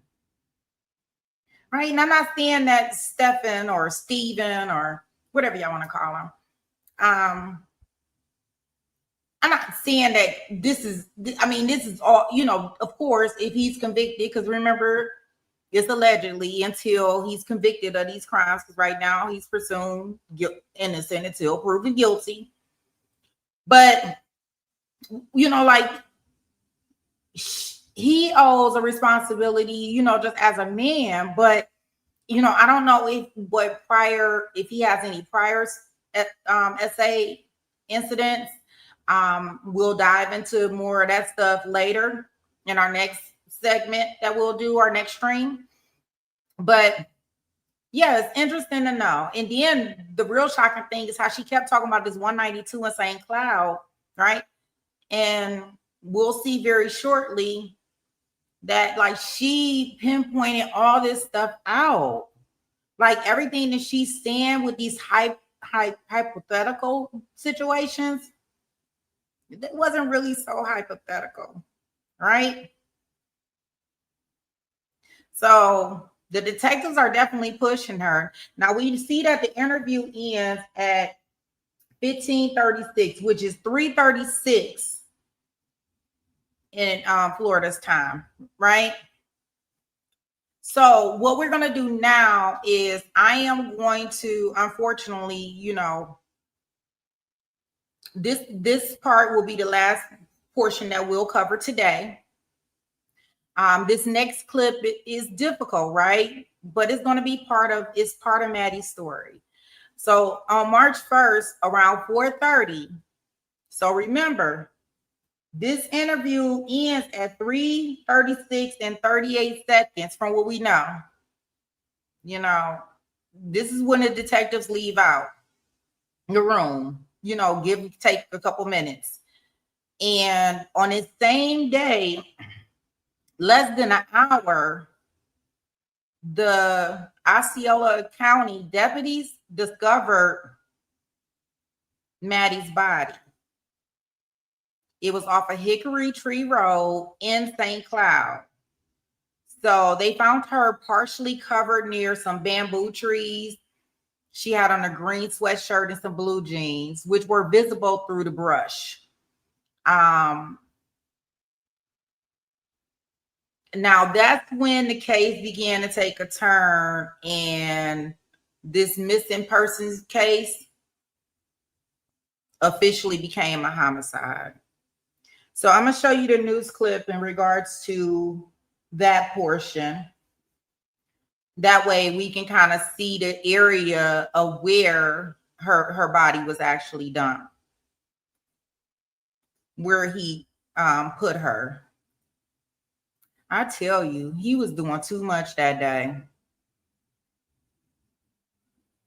I mean, way too much. And I'm just trying to figure out, I'm wondering, did it happen in the home, And we'll get into details of what evidence they found in the house when they went in.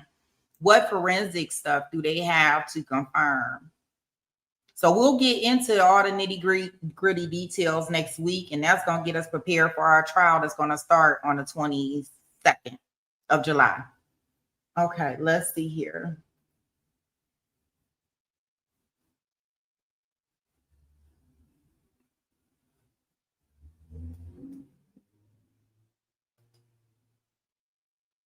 So I'm getting this pulled up, and we're going to look at this video. It may even ask me to do a commercial. Let's see. Before I play the sound all up in your ear, I'll make sure. Sometimes they don't need to play their commercial first, right? Advertisement. I like Fox 35. They were on this case, and they together.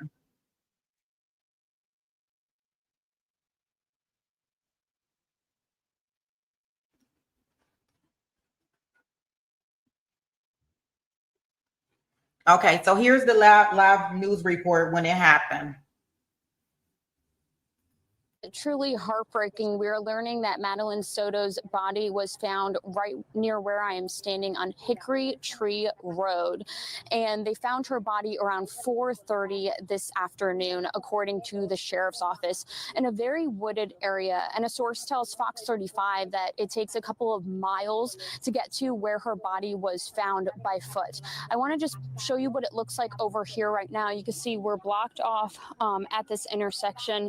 A sheriff's office deputy blocking off the area where they say that they found Madeline Soto's body. And now this is Sky Fox video of teams out here searching this area.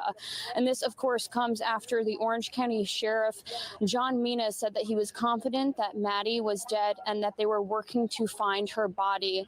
That was the latest we had heard from earlier this afternoon. And now we are getting this heartbreaking update that her body was found. I want to show you a picture of this car. This is Stephen Stern's car, who was Maddie's mom's boyfriend. He was the suspect in her homicide case.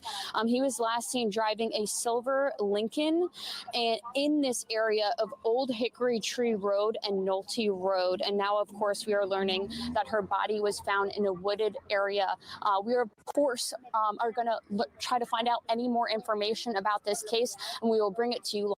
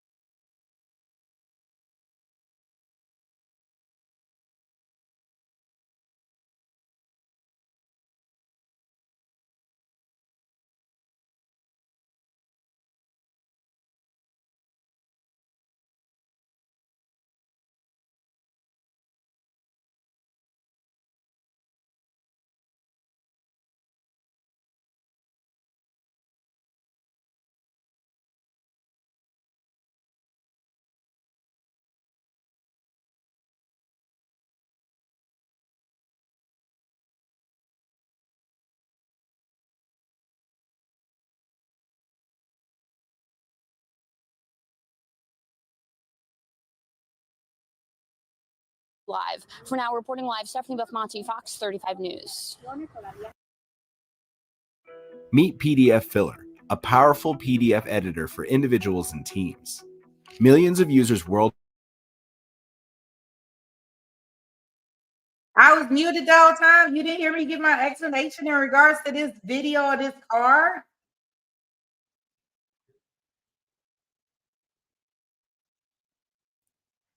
Yeah, did you hear my explanation in regards to the car, Benny?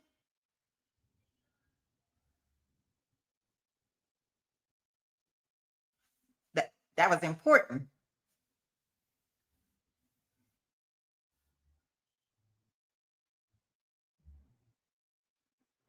I had to get my mute game. I got to step up my mute game over here. Okay. Well, I'm going to rewind because I think that was very important. So let me rewind it.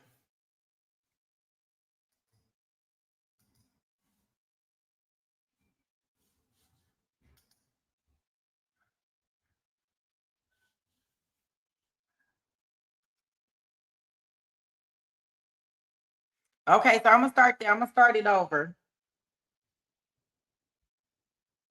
You know, of course, we got a commercial now. Thanks, Precious, for being on. Thanks, Girly, for being on mute. Thanks, host. We have to go through it again. That's okay. That's okay. I'm not gonna mute up.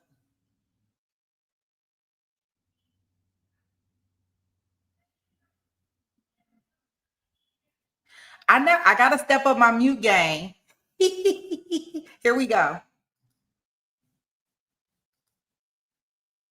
Has just confirmed that news. Sky Fox is flying over a wooded area along Old Hickory Tree Road. We're told Maddie Soto's body was found near there in a remote area. Fox 35 Stephanie Buffamonte joins us live. And Stephanie, what can you tell us about this heartbreaking development? Yeah, truly heartbreaking. We are learning that Madeline Soto's body was found right near where I am standing on Hickory Tree Road.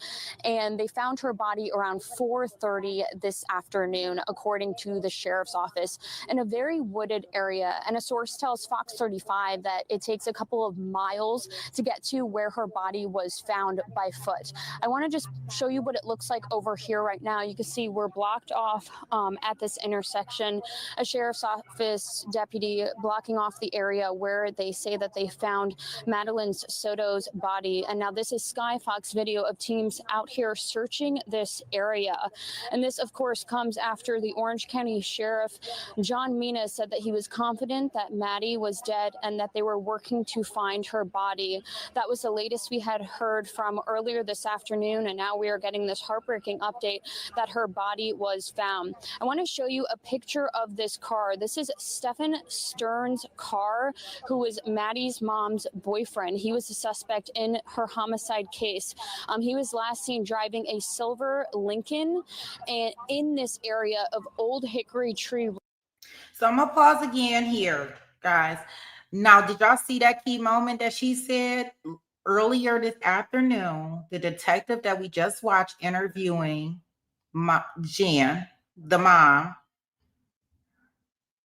had kind of thought that this was a homicide, and they were focusing on just trying to find Maddie at this point in time.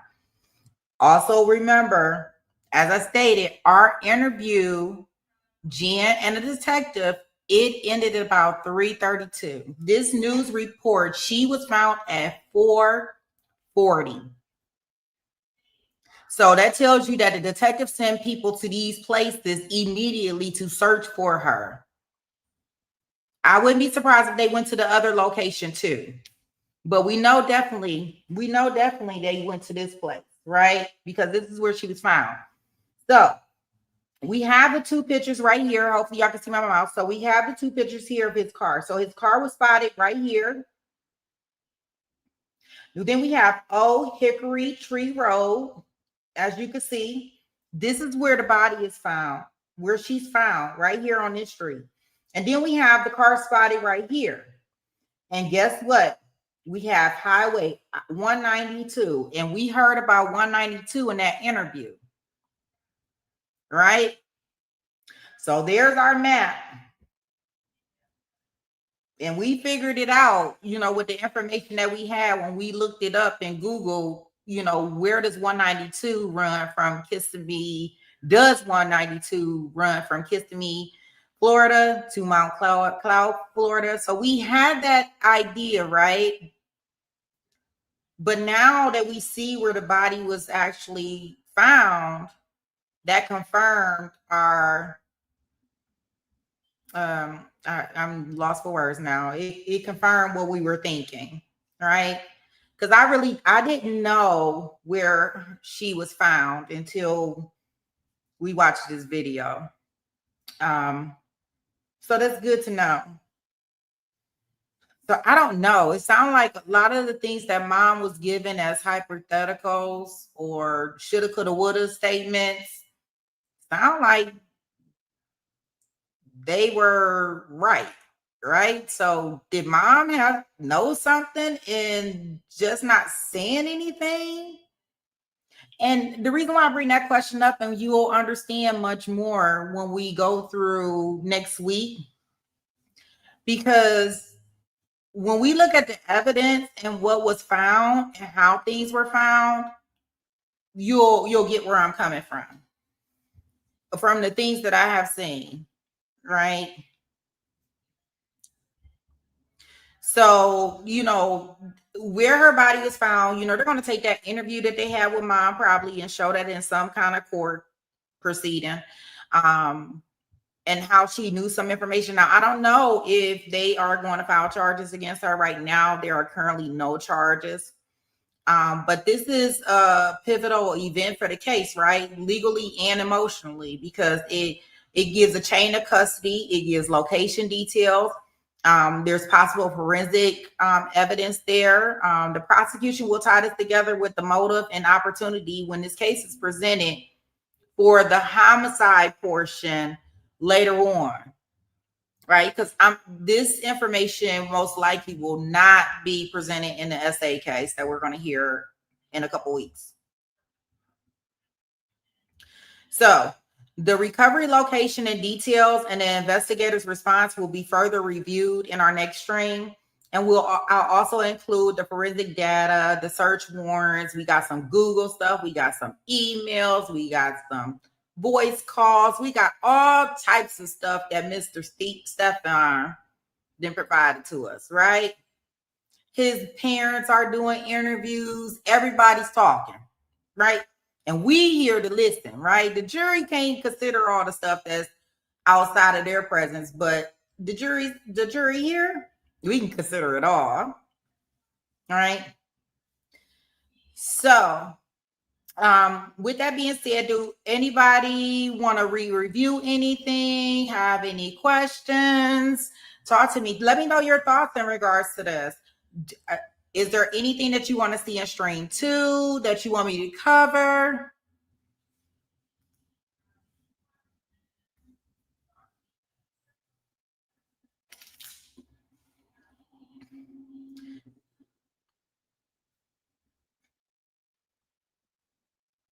Yeah, because I can tell you, like, in our next stream in part 2, I definitely want to take things a little further. We'll break down the forensic evidence.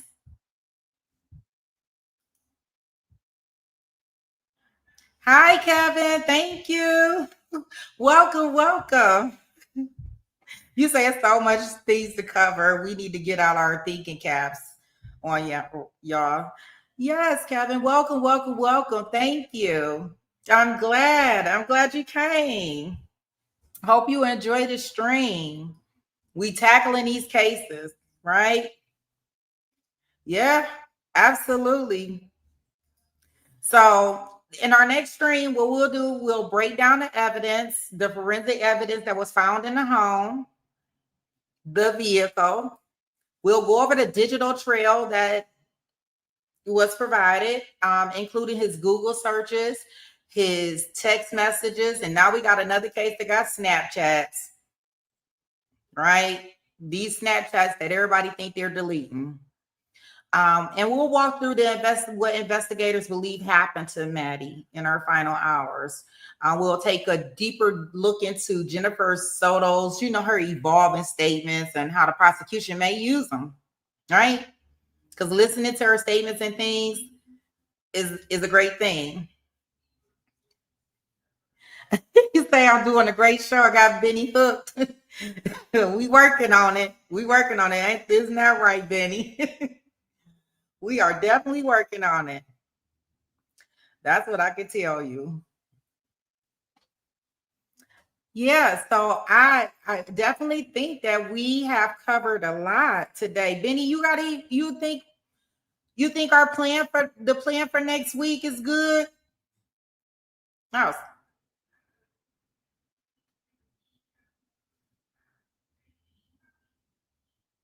Yeah, I'm wondering, I'm really ready to get into this forensic evidence because I would like to know, did it happen at the home? And he was able to carry the body out? Did he put the body in the trunk of the mom's car? We'll see all of that evidence next week, right? We'll review it all. So we'll know, like, is he wasting taxpayers' money? I mean, I guess everybody got a right to a trial, right? Let me be fair. You say now you can keep up and know what she knows. I'm so excited about it. Well, awesome. I'm excited for you too. Yes. Yes. It's nothing like having a talking buddy when you're going through these trials. That is definitely for sure. Yeah, and especially when they know what you're talking about. And they catch things that you missed and can let you know. Yes, absolutely, Kevin. I appreciate it. And I'm glad that you came over and you have subscribed and joined our community here that we are building, where we're looking at these cases. You say the plan sounds good. I thought it would be good. And I think this is going to take us right into this FA trial, right? So everything will be fresh. We'll know what stuff we're looking for in order to be able to take all the information in, you know, and unfortunately the jury don't know, but they won't know all the stuff that we know. But in the back of our heads, as we're looking at this trial, when it comes up on the 22nd, we'll know, right? Awesome. She said the plan sounds good. That's what I like to hear.